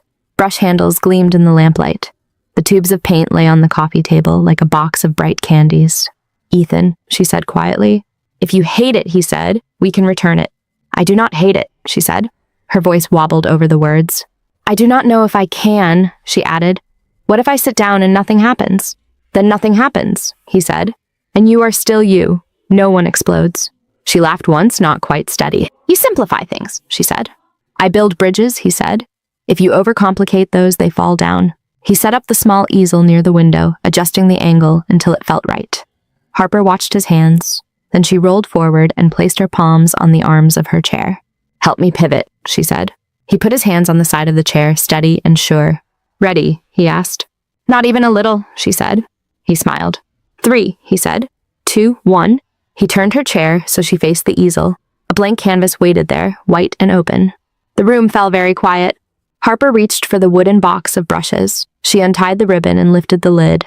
The brushes lay in soft grooves, their bristles clean and straight, their handles smooth. She touched one and drew in a breath, like someone stepping into cold water. "I used to have a favorite brush," she said. "The handle was chipped. I dropped it in varnish once and never really got it clean." "Maybe you will have a new favorite," he said. "Maybe," she said.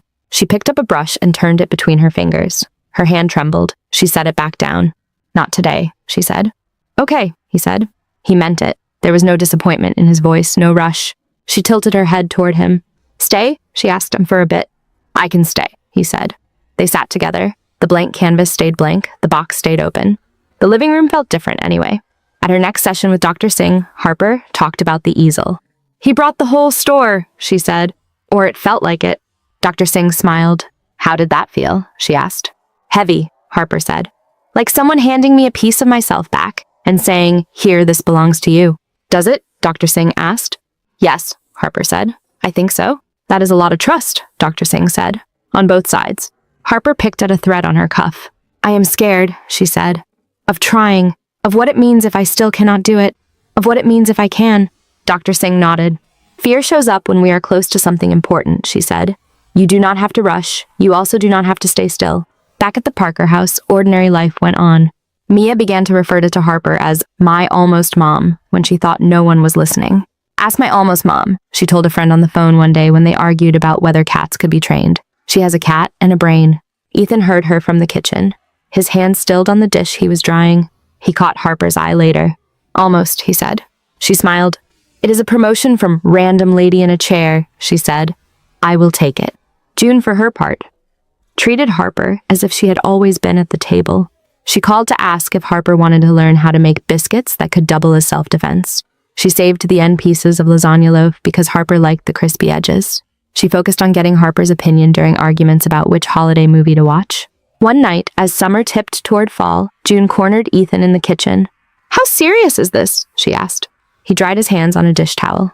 "Serious," he said. "It feels serious." "Good," she said. "Make sure you tell her that." He frowned. "I kiss her," he said. "She knows." "Kissing is for teenagers under bleachers," June said. "Women with scars need words." He leaned back against the counter. "I love her," he said quietly. "I'm trying to show her every day." "Then keep doing that," June said. "And buy a better porch light. I am too old to watch you two sit in the dark." October rolled back in with rain and wind. The city went gray again.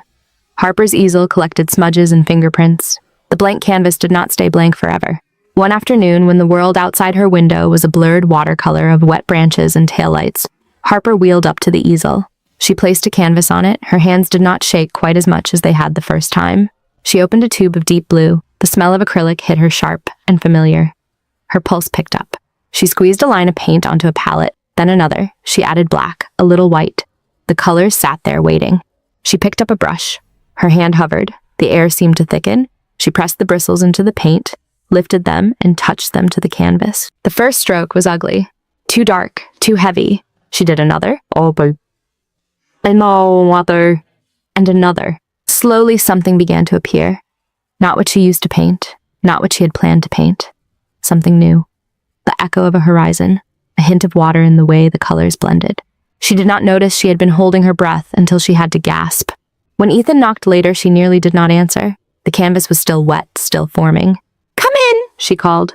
He stepped through the door, shaking raindrops from his jacket. "Sorry," he said. "Traffic was, wow." He stopped. The painting was still rough. Deep blue swallowed most of the surface. A streak of lighter color cut through, not quite straight, not quite crooked. It looked like a path, or a scar, or a river. Ethan moved closer slowly, like he was afraid a quick motion would spook it. "You did this today?" he asked. "Yes," she said. "It is beautiful," he said. "It is messy," she said. He said. "Those are not opposites," he said. He turned to her with a smile that had both pride and awe tucked into it. "You are painting," he said. "I am painting," she repeated. The words felt like standing on new legs. By December, there were 3 finished canvases stacked against her wall. Abstract pieces full of dark colors cut with sudden light. When she told Dr. Singh that a small gallery in town had agreed to show them in a group exhibition next spring, the therapist clapped her hands softly. "That is wonderful," Dr. Singh said. "How do you feel?" "Scared," Harper said. "Excited, like I'm pretending to be myself." "Sounds like a perfect mix," Dr. Singh replied. At home, Ethan marked dates on a calendar in the kitchen. Work deadlines, Mia's school concerts, the little note under December 24th that read, HL dinner. He went to a jewelry store on his lunch break one day. The cases glittered under harsh lights, rings lined up in neat rows. A clerk with a soft voice and a practiced smile asked if he needed help. "I think I'm supposed to be able to answer that," he said. She showed him bands, 2 big stones, 2 bright settings that felt wrong. He kept shaking his head. Then he saw it. A simple ring, a slim band of gold, a small round diamond held in 4 prongs. Elegant without being showy. It looked like something Harper would wear while sketching, while cooking, while rolling through the rain, with her collar turned up. He held it in his palm. It was lighter than he expected. He thought of Mia humming wedding marches, of June telling him to buy a porch light, of Harper's hand wrapped around a brush. "I will take this one," he said. At home that night, he sat at the kitchen table with the small velvet box in front of him. Mia sat beside him, legs swinging. "You are really doing it," she whispered. "That is the plan," he said. "We need decorations," she said. "And Carla, and Marla, and Dr. Singh, and everybody." "Slow down," he said. "First I have to ask her the question. Then we can worry about balloons." "Balloons are critical," Mia said. He sighed. "You have to keep this a secret," he said. "No telling Harper." She put a hand over her heart. "I swear on the pancakes," she said. He hoped that meant something in her personal code. Christmas Eve fell cold and clear. The harbor lights shimmered on the black water. Harbor Light Diner was strung with colored bulbs and paper snowflakes that Mia had helped cut. Marla, the owner, had agreed to let them use the place after the dinner rush. The regulars stayed.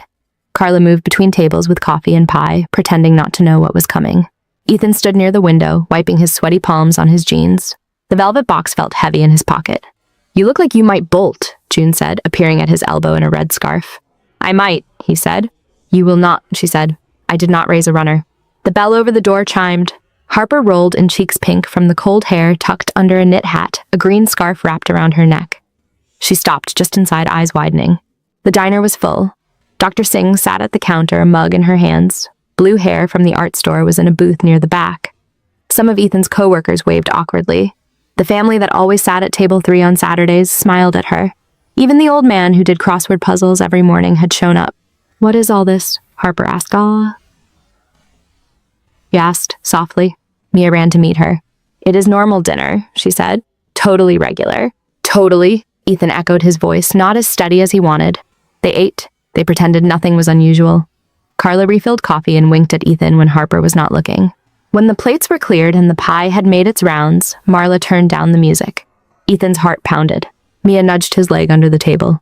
"Now," she whispered. He stood up.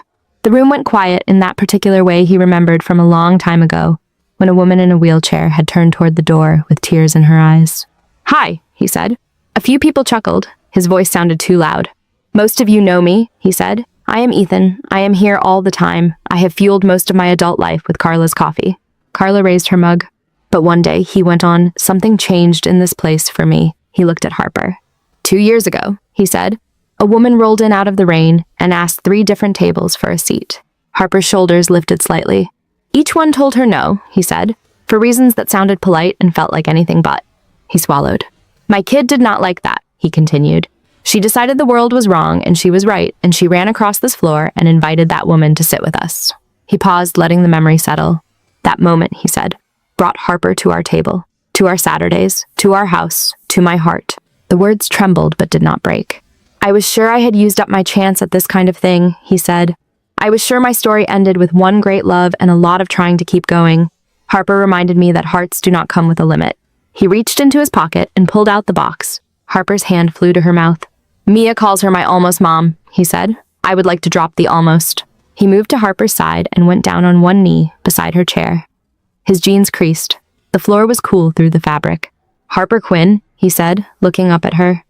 "You came into our lives when all 3 of us were carrying more weight than we knew what to do with.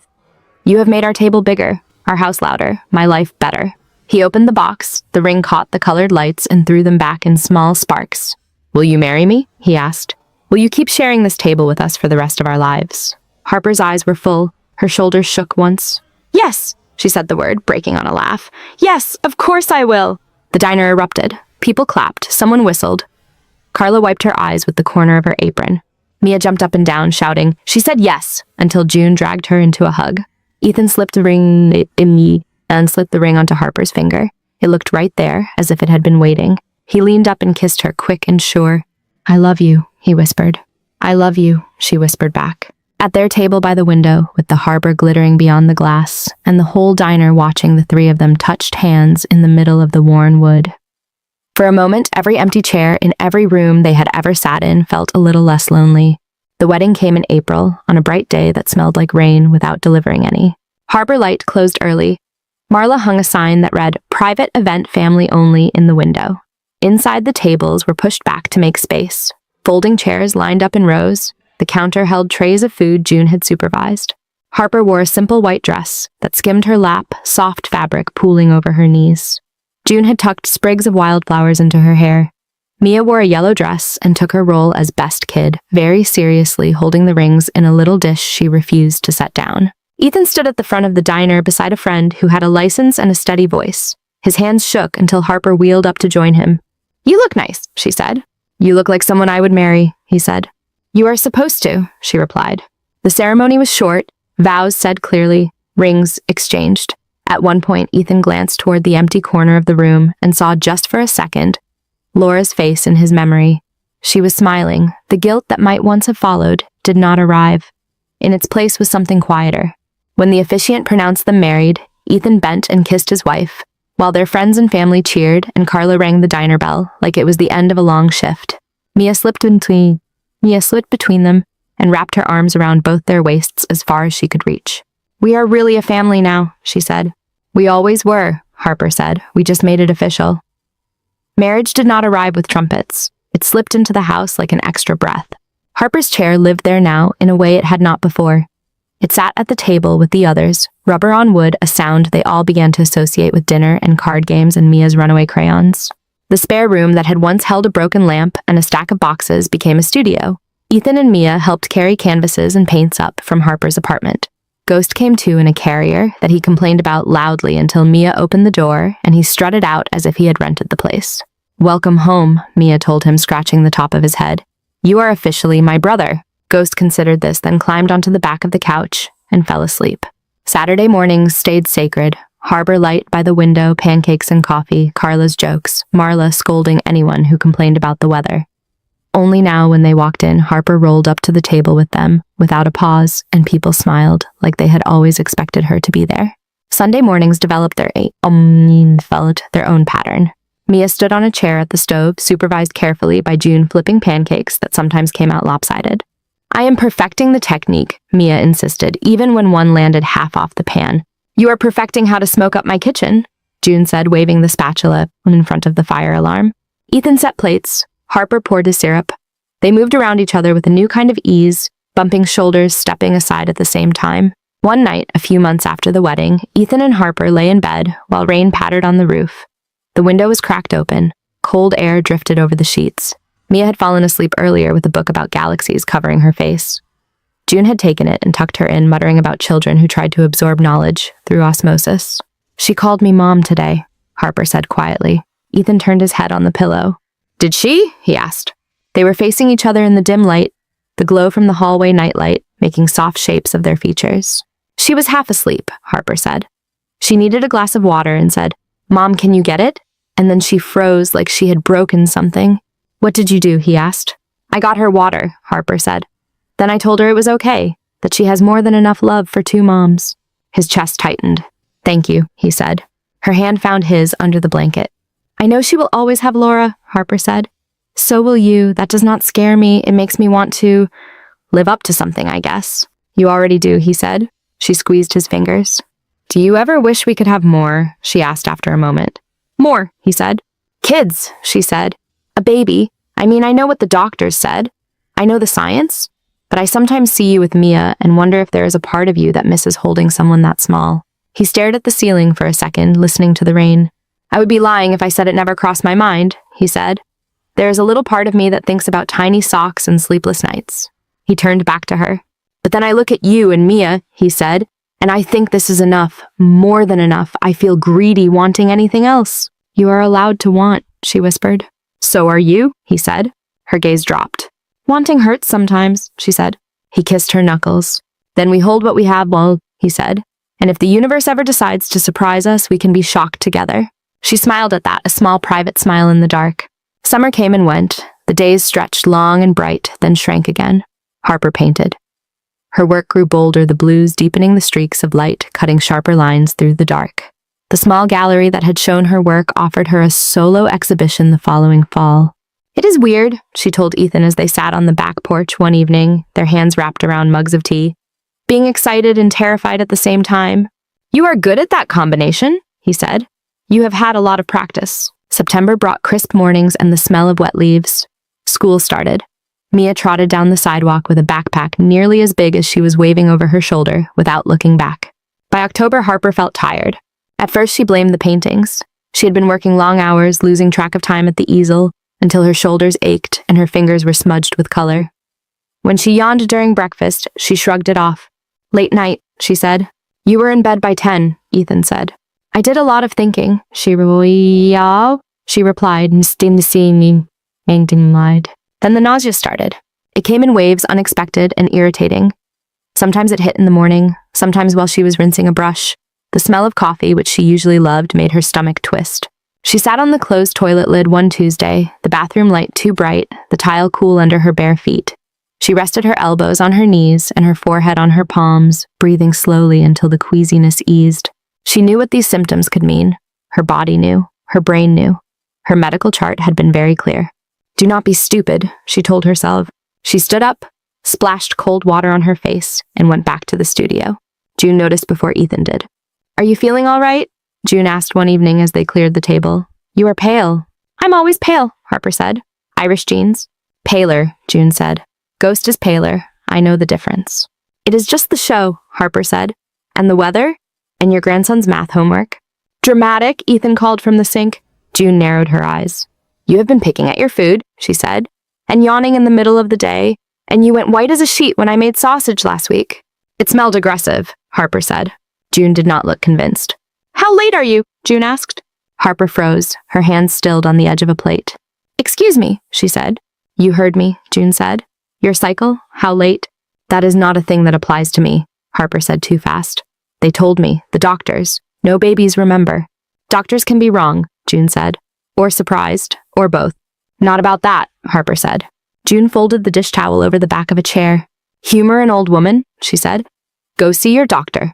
Let her tell you it is stress, and then I will stop nagging you." Harper shook her head. "It is stupid," she said. "I will feel stupid. They will look at my file and think I am delusional." "Then let them," June said. "You have survived worse than a skeptical doctor." Harper hesitated. In the hallway, Mia's laughter drifted from the living room, mixed with the sound of a cartoon. "What if she is right?" Harper asked quietly. What if nothing has changed and I have to sit there while they remind me of all the things I cannot do? June's voice softened. Then you come home, she said. We make tea and complain about the state of modern medicine. If she is wrong, we will deal with that too. Harper looked down at her hands. Her fingers were still faintly stained with blue at the knuckles. Fine, she said. I will call. The clinic smelled like antiseptic and paper. Harper sat in the exam room on a padded table with crinkly paper under her chair parked close by. A poster of the female reproductive system hung on the wall in cheerful pastel colors that did not match the topic. Dr. Ramirez flipped through Harper's chart on a tablet. So, she said, nausea, fatigue, food aversions. How long has this been going on? A couple of weeks, Harper said. It is probably stress or a bug. Maybe, Dr. Ramirez said. She tapped the screen. I see notes here from your specialists, she said, about the spinal injury and the scar tissue. They were not optimistic about conception. That is an understatement, Harper said. Still, Dr. Ramirez said, biology likes to remind us it does not always follow instructions. She set the tablet aside and snapped on a pair of gloves. Let us start simple, she said. We will do a blood test, check your levels, rule things out. Harper nodded. Her heart was beating too fast. In the lab, a nurse tied a band around her arm and slid a needle into the vein. Harper watched the vial fill with dark red and felt strangely detached from her own body. Results should be back pretty quick, the nurse said. You can wait in the exam room. Harper sat alone on the rustling paper. She counted the ceiling tiles. She thought about getting off the table and leaving before anyone came back. She stayed. Time stretched. Footsteps passed in the hall. Voices murmured outside the door. De Ramirez came back in. Her expression was not what Harper expected. There was a certain kind of sympathy face doctors used when delivering bad news. This was not it. We ran the test twice, Dr. Ramirez said. Harper stared at her. Okay, Harper said. And then I had them run it a third time, Dr. Ramirez said. Her lips twitched into something like disbelief and delight at once. You are pregnant, she said. The word hit the air like a dropped glass. I am what? Harper said. Pregnant? Dr. Ramirez repeated. About 6 to 8 weeks based on your levels. We will do an ultrasound to get a more exact date, but there is no question. Harper laughed. It burst out of her high and startled. No, she said. You have my chart. That is not possible. I have your chart, Dr. Ramirez said. I also have your lab work. Both can be true at once. Harper shook her head. Her vision blurred at the edges. The other doctors, she said. They were so sure. They were working with the information they had, Dr. Ramirez said, and they were right that this is unusual medically speaking, but unusual does not mean never. She pulled a rolling stool closer and sat down so they were on the same level. This is going to be considered a high-risk pregnancy, she said. We will monitor you closely. There are things we will have to watch that other patients may not think about, but right now today you are pregnant. Your body managed something it was not supposed to. Harper pressed her hands to her face. Her palms came away damp. I do not know how to feel, she said. Any way you want, Dr. Ramirez said. Overwhelmed is a good start. Harper laughed again, this time with a sob tangled in it. Can I tell my husband? She asked as if it might break the spell. Please do, Dr. Ramirez said, and schedule a follow-up with the front desk. Harper wheeled herself out of the clinic in a daze. The parking lot was wet from an earlier shower. Cars came and went. The world had the audacity to continue unchanged. On the drive home, the city blurred past her window. Traffic lights, crosswalks, people with umbrellas, all part of the same Seattle she had left that morning. Her hands shook on the wheels when she rolled up the front path. Inside, Ethan stood at the kitchen counter sorting mail. There was a smear of something on his cheek, probably from fixing a leak in the bathroom that afternoon. He looked up when the door clicked. Hey, he said. How did it go? Did she tell you it is just the weather and my mother being paranoid? He saw her face and stopped. Harper, he said. What is it? She moved toward him each turn of the wheels, feeling both unfamiliar and exactly like every other time she had crossed this floor. They were wrong, she said. His brow furrowed. Who was? He asked. The doctors saw, she said. Before, the ones who said I could not. He stared at her, understanding skirting just out of reach. Harper, he said slowly. She took a breath that shook. I am pregnant, she said. Ethan's first thought was that he had misheard her. The words hung in the kitchen, thin and impossible. I am pregnant, Harper said again. He set the envelope in his hand down very carefully, as if it might explode. You are sure? He asked. Her laugh came out half hysterical. They ran the test 3 times, she said. Dr. Ramirez looked like she wanted to frame it. The room seemed to tilt. He reached for the edge of the counter. But they said he started. I know what they said, Harper cut in. Her eyes were wet and bright. I heard it as many times as you did. She let out a breath that shook. They were wrong, she whispered. He crossed the space between them in 2 steps and dropped to his knees in front of her chair. The tile pressed through his jeans. His hands found hers and held on. You are really, he said. 6 to 8 week, she said. High risk, complicated. All the words, but yes. He laughed an unsteady sound that cracked in the middle. We are having a baby, he said. We are having a baby, she repeated. They stared at each other for a heartbeat, then both started laughing and crying at the same time. He pressed his forehead against her hands. She threaded her fingers through his hair. Behind them a spoon clattered in the sink. Oh, my lord, June said. They turned. June stood in the doorway, dish towel still in her hands, eyes wide. You heard, Harper said, wiping at her face. I am not deaf, June said. You are pregnant. Apparently, Harper said. Tears spilled over June's lower lashes. She crossed the room and cupped Harper's face in her palms. You brilliant, stubborn woman, June said. Look at you. Harper laughed helplessly. I did not do it on purpose, she said. Still counts, June replied. She kissed Harper's forehead, then pulled Ethan into a fierce hug that smelled like dish soap and cloves. I'm going to be a grandmother again, she said. You already are, Ethan said into her shoulder. You have been for a while. Later that evening, they sat Mia down at the table. She bounced in her chair, one knee jiggling. Are we in trouble? She asked because I did not break the lamp. Ghost did. Not this time, Ethan said. We have news. Mia straightened. Good news or bad news? She asked. Good, Harper said. At least we hope you think so. Mia folded her arms, attempting seriousness. It did not quite hide the excitement in her eyes. Okay, she said. Tell me. Harper reached for Ethan's hand under the table. He took it. You know how babies grow in their mom's belly? Harper said. Mia nodded slowly. We talked about it in health class, she said. Taylor fainted. Right, Harper said. Well, this is a little wild, but I have one there now. Mia blinked. You have a what? She said. A baby, Harper said. I am pregnant. For a second, Mia was completely still. Then she exploded. Her chair screeched back as she shot to her feet. We have a baby, she shouted. We have a baby. She ran around the table, then stopped abruptly and leaned down to Harper's stomach, both hands resting gently on it, as if it were made of glass. Hi, baby, she said. I am Mia. I am your big sister. I am going to teach you everything. Harper's eyes filled again. Careful, Ethan said, though she was already being careful. Mia looked up at them, her face transformed. Is it a girl? She asked. It should be a girl. We do not know yet, Ethan said. It is very small. It is a peanut, Mia decided. A secret peanut. It is not actually a peanut, June said from the doorway.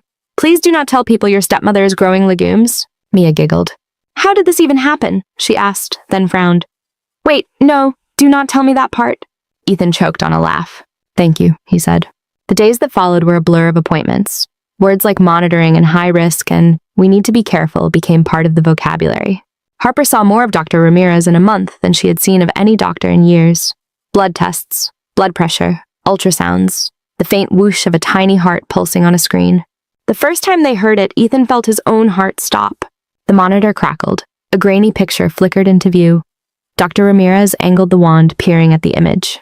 There, she said. A series of rapid thuds filled the room too fast to be anyone but the smallest person present. Harper's hand shot out blindly. Ethan caught it. Is that, she asked. That is your baby, Dr. Ramirez said, heart beating nicely. Harper laughed through a gasp. Tears slid sideways into her hair where it rested against the paper. It sounds like a train, Mia whispered from her chair in the corner, eyes huge. Afterward in the parking lot, Harper sat with her hands loose in her lap and stared at the steering wheel. I keep waiting to wake up, she said.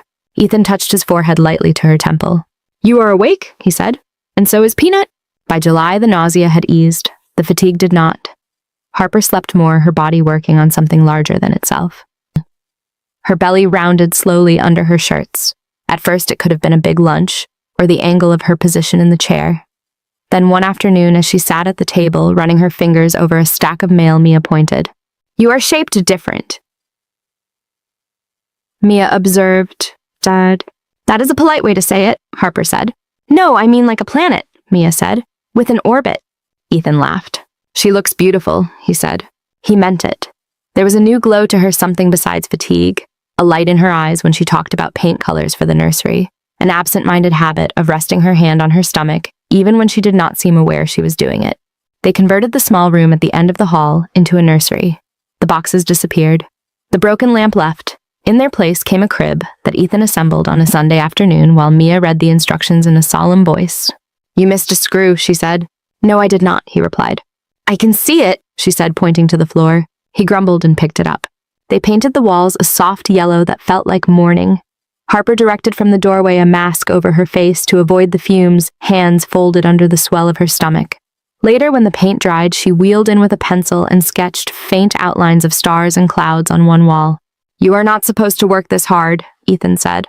"I am sitting," she said. "My cardiologist would approve." She filled in the shapes with color over several days, taking breaks when her back ached. Mia helped by painting small dots and streaks that she insisted were comets. Together they created a sky. When the doctor told them in late July that they were having a girl, Mia reacted as if the universe had finally aligned with her plans. "I knew it," she said, hopping on the exam room stool. "I knew." Harper lay on the table gel, cooling on her skin, eyes fixed on the screen where the vague outline of a tiny profile appeared. "Hi, little one," she whispered. The baby raised a fist in a blurry approximation of a wave.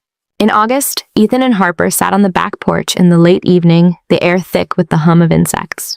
"We should pick a name," Harper said. "We have time," Ethan said.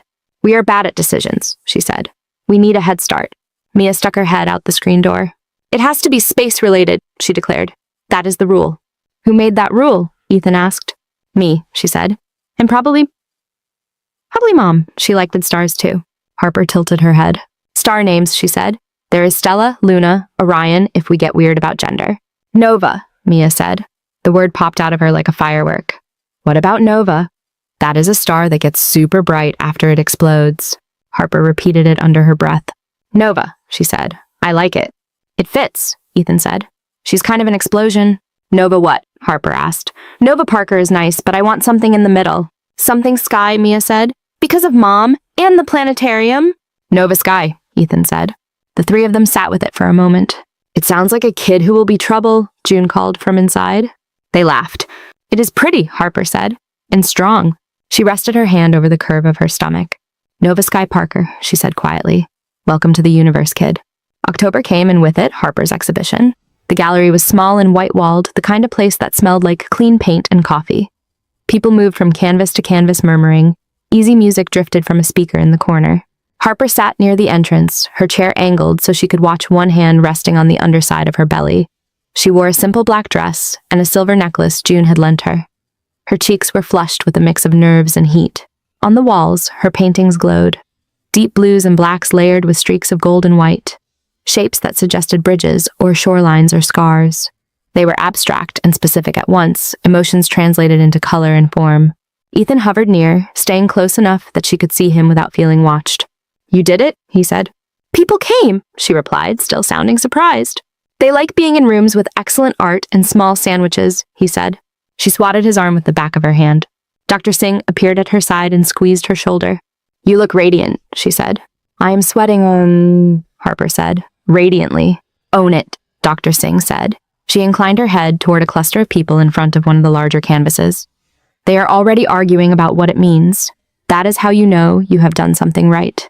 Mia drifted with a group of kids explaining each painting as if she had painted them herself. "This one is about when you are sad but you still get out of bed," she said. "This one is the time my dad dropped his coffee and pretended he did not care." Later in the evening, the gallery owner, a man with round glasses and a habit of clasping his hands when excited, tapped a glass with a spoon. "Thank you all for coming to celebrate the work of Harper Quinn Parker," he said. "We have one more piece to show you tonight, something special." A large canvas stood at the front, draped in white cloth. Harper looked at Ethan. He smiled. "You are set on this." She asked quietly. "Yes," he said. "If you are." Her hand tightened under his. The owner continued. "Harper told me this painting is the heart of the show," he said. "So it felt right to unveil it with a little ceremony." He nodded to Mia. She stepped forward solemn in a dress with constellations printed on the skirt and took hold of the edge of the cloth. "Ready?" Ethan murmured. Harper nodded. Mia pulled. The cloth fell away. Gasps rippled through the room. The painting was a sky. Not the exact sky above Seattle, but something more. Deep indigo at the top, fading to a softer blue toward the horizon. Stars scattered thick layered with glazes that made them seem to pulse. In the center, slightly off to the right, a single star shone brighter than the rest, a flare of white edged with gold. Across the lower half of the canvas, in delicate script, were the words, Nova Sky Parker, arriving. February. For a moment, the gallery was silent. Then the sound began. Applause. Laughter. A few surprised shouts that turned quickly into cheers. Dr. Singh wiped at her eyes. Blue hair from the art store whistled. People moved closer to read the name again. June cried openly. "Oh, honey," she said, pressing a tissue to her face. "You really went for it." Harper looked at the painting, at the bright star, at her own name entwined with Ethan's and their daughters.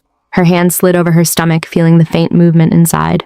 Ethan leaned down close to her ear, his voice low and steady. "She gets her own sky," he said. "She does," Harper said. In the reflection of the glass over the painting, she could see herself, the swell of her belly, Ethan's shoulder beside hers, Mia's small hand on the arm of her chair. The room around them buzzed with sound and color and the click of glasses.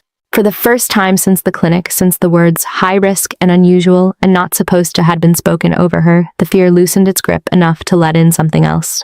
She squeezed Ethan's hand and smiled. Winter came back with a soft kind of insistence. Frost edged the windows in the mornings. The breath from the harbor rose like steam. The city tucked itself into scarves and coats again. Inside the Parker house, life narrowed to shorter walks and warmer blankets. Harper moved slower. Getting from bed to chair to hallway required more thought, more planning. Her belly felt like a small moon, her center of gravity shifted. "The universe is heavy," she told Ethan one night as he helped her from the couch. "It looks good on you," he said. They spent more time at appointments. Dr. Ramirez had them on a tight schedule. Ultrasounds, blood pressure checks, conversations about signs to watch for. They learned medical terms they had never expected to use. Cervical length, placental position, fetal movement. Each appointment brought a small wave of relief. The baby continued to grow, heartbeat strong, limbs flailing on the screen like she was practicing some underwater dance. Harper lay back on the exam table one afternoon, gel cool on her skin, watching the screen, while Mia sat on the rolling stool and tried not to spin. "There she is," Dr. Ramirez said, head down, looking good.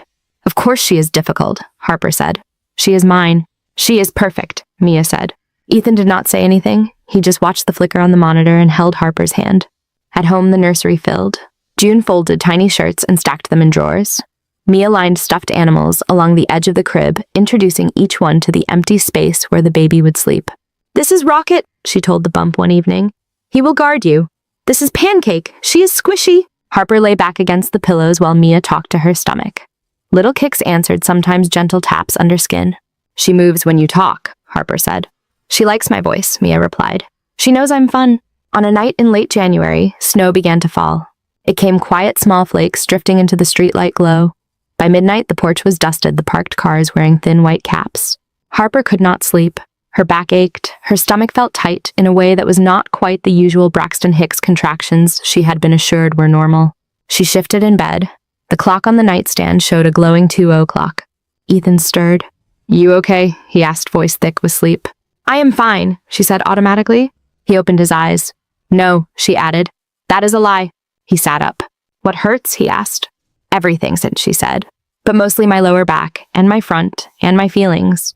He watched her for a moment, then reached for the small notebook they kept on the dresser to track contractions. "How far apart?" he asked. She glanced at the clock again as another wave rolled through her low and strong, a band of pressure that wrapped around her middle. "I will tell you in a minute," she said, jaw clenched. By dawn, the notebook held a series of times with decreasing gaps between them. "I think this is happening," Ethan said. "This has been happening since last night," Harper said. "But yes, they called Dr. Ramirez, they called June. They threw things into the hospital bag they had already packed and repacked 3 times. Snow fell steadily while they drove through the quiet city. The streets glowed pale, traffic was light. The hospital lights looked brighter than usual against the dull sky. In the labor and delivery room, monitors beeped softly. Nurses moved in and out, efficient and kind. Harper's chair sat in the corner, empty for once. She was on the bed, propped up, hair pulled back. A thin sheen of sweat covered her forehead. Her hands gripped the rails when contractions hit knuckles white. Ethan stayed by her side. He wiped her face with a cool cloth. He let her crush his fingers. He breathed with her when the pain peaked and ebbed. "You are doing great," he said. "I am doing something," she replied through her teeth. June waited in the family room with Mia, who had insisted on coming, but was not allowed in the delivery room. They took walks down the hallway. They drank too much hot chocolate from the vending machine. "When you were born," June told Mia, "your father fainted." "I did not," Ethan said when they relayed this later. "You went very white," June said. "It counts." Hours passed. The room shifted around Harper. Nurses changed shifts. The light outside moved from gray to a paler kind of gray. Snow thickened on the ledge. At 6:47 in the morning, the world narrowed to the sound of the doctor's voice and the rush of a contraction that felt like it might split her in two. "One more push," Dr. Ramirez said. "You can do this." "I am tired," Harper said. "I know," Ethan said. "You are almost there." He brushed damp hair from her face. His own eyes were wet. She dug in, found something under the exhaustion and fear and pain. Pushed.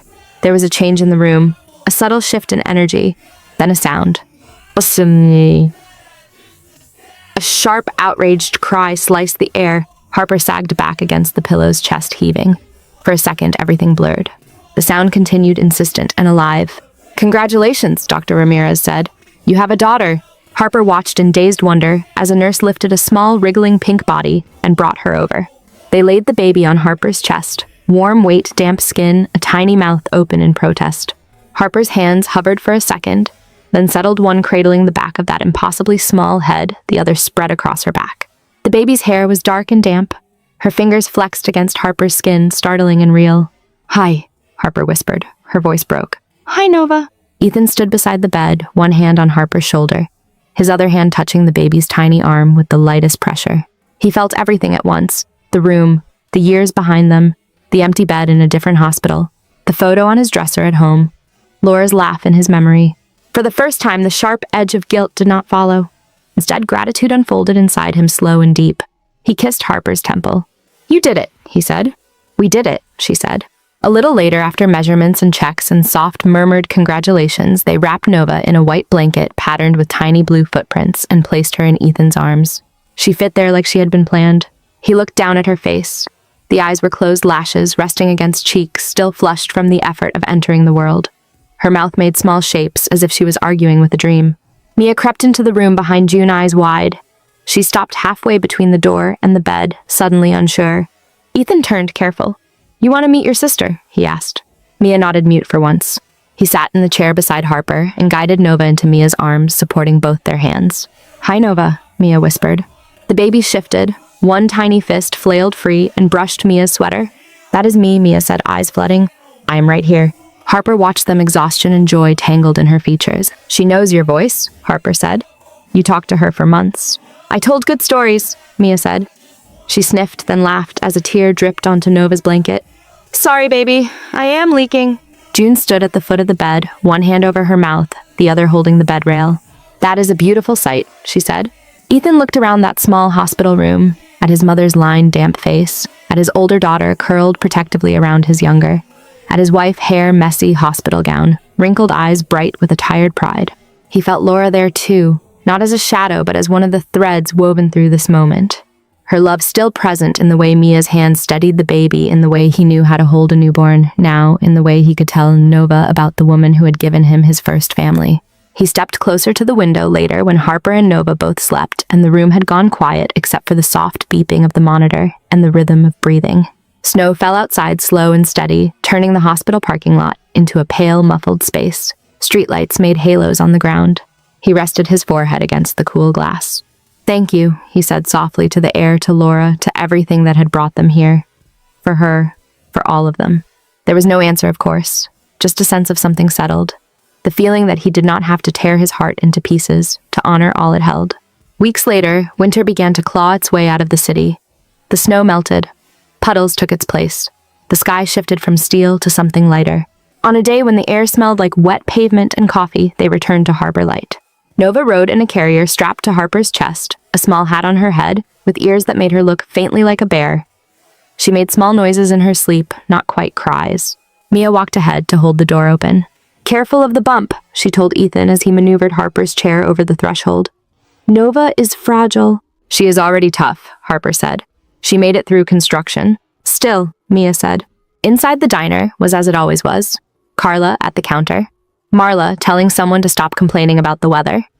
The air smelled like butter and coffee and familiarity. Their table by the window waited, the light falling across it in a familiar angle. Carla's eyes went wide when she saw the carrier. "Well now," she said. "What do we have here?" "Our little star," June said, shrugging off her coat. "Her name is Nova," Mia announced proudly. "Nova Sky Parker. She likes ceiling fans and my singing. Who does not?" Carla said. They settled in, Harper's chair at its usual spot, Ethan beside her, Mia opposite, already pulling a crayon from her pocket to draw on the paper placemat. June at the head. Nova shifted against Harper's chest. Tiny face scrunching, then relaxing. She smells like milk, Mia said, and a little like syrup. She is one of us, Ethan said. They ordered pancakes for Mia, eggs for Ethan, a fruit bowl for Harper that Carla smuggled extra strawberries into. Coffee all around except for Nova, who snuffled in her sleep. Outside the window, the harbor moved in a slow, steady rhythm. Masts bobbed, gulls swooped. Light bounced off the water in small, bright shards. The bell over the door chimed. A woman stepped in, shaking off a light rain from her coat. She looked to be in her 40s, alone, hands deep in her pockets. She paused inside the doorway, eyes skipping over the crowded booths, the full counter, the tables crammed with people. Ethan saw the moment, her shoulders dropped a little, that familiar calculation of where to go when there is nowhere obvious to sit. Mia followed his gaze. She did not wait. She slid off her chair, wiped her syrupy fingers quickly on a napkin, and trotted toward the door. "Hi," she said. "We have room." The woman blinked on that deck. "Oh," she said. "I do not want to interrupt your family time." "You would not," Mia said. Her voice held a confidence that made the words simple, not grand. "We always have space." She pointed at the table by the window. "There's a whole side open," she said. "It is a good view." The woman looked over. Ethan lifted his hand in a small wave. Harper smiled. June nodded in welcome. After a second, the woman nodded back. "Thank you," she said. Mia led her through the maze of tables chattering about the menu. Ethan moved his chair, and they made space. Carla appeared with an extra mug. "Coffee?" she asked. "Please," the woman said. The table shifted to accommodate one more person. Chairs scraped, bodies scooted. It felt natural. Sunlight broke through the clouds outside and spilled across the wood, catching on the rim of Harper's ring, on the fine hairs on Nova's head, on the edge of Mia's drawing. At the table by the window in harbor light, with boats moving in the distance and pancakes cooling on plates, there was room. For grief and second chances, for old loves and new ones. For a girl with chocolate on her fingers, a woman in a chair with paint on her hands, a man who had learned he could carry more than he thought, a baby sleeping through the noise, and anyone else who needed a place to sit. Thank you so much for listening to today's story. If this story resonated with you or made you reflect, I'd love to hear your thoughts. So feel free to share them in the comments below. And don't forget to like, subscribe, and hit the notification bell so you won't miss the next story.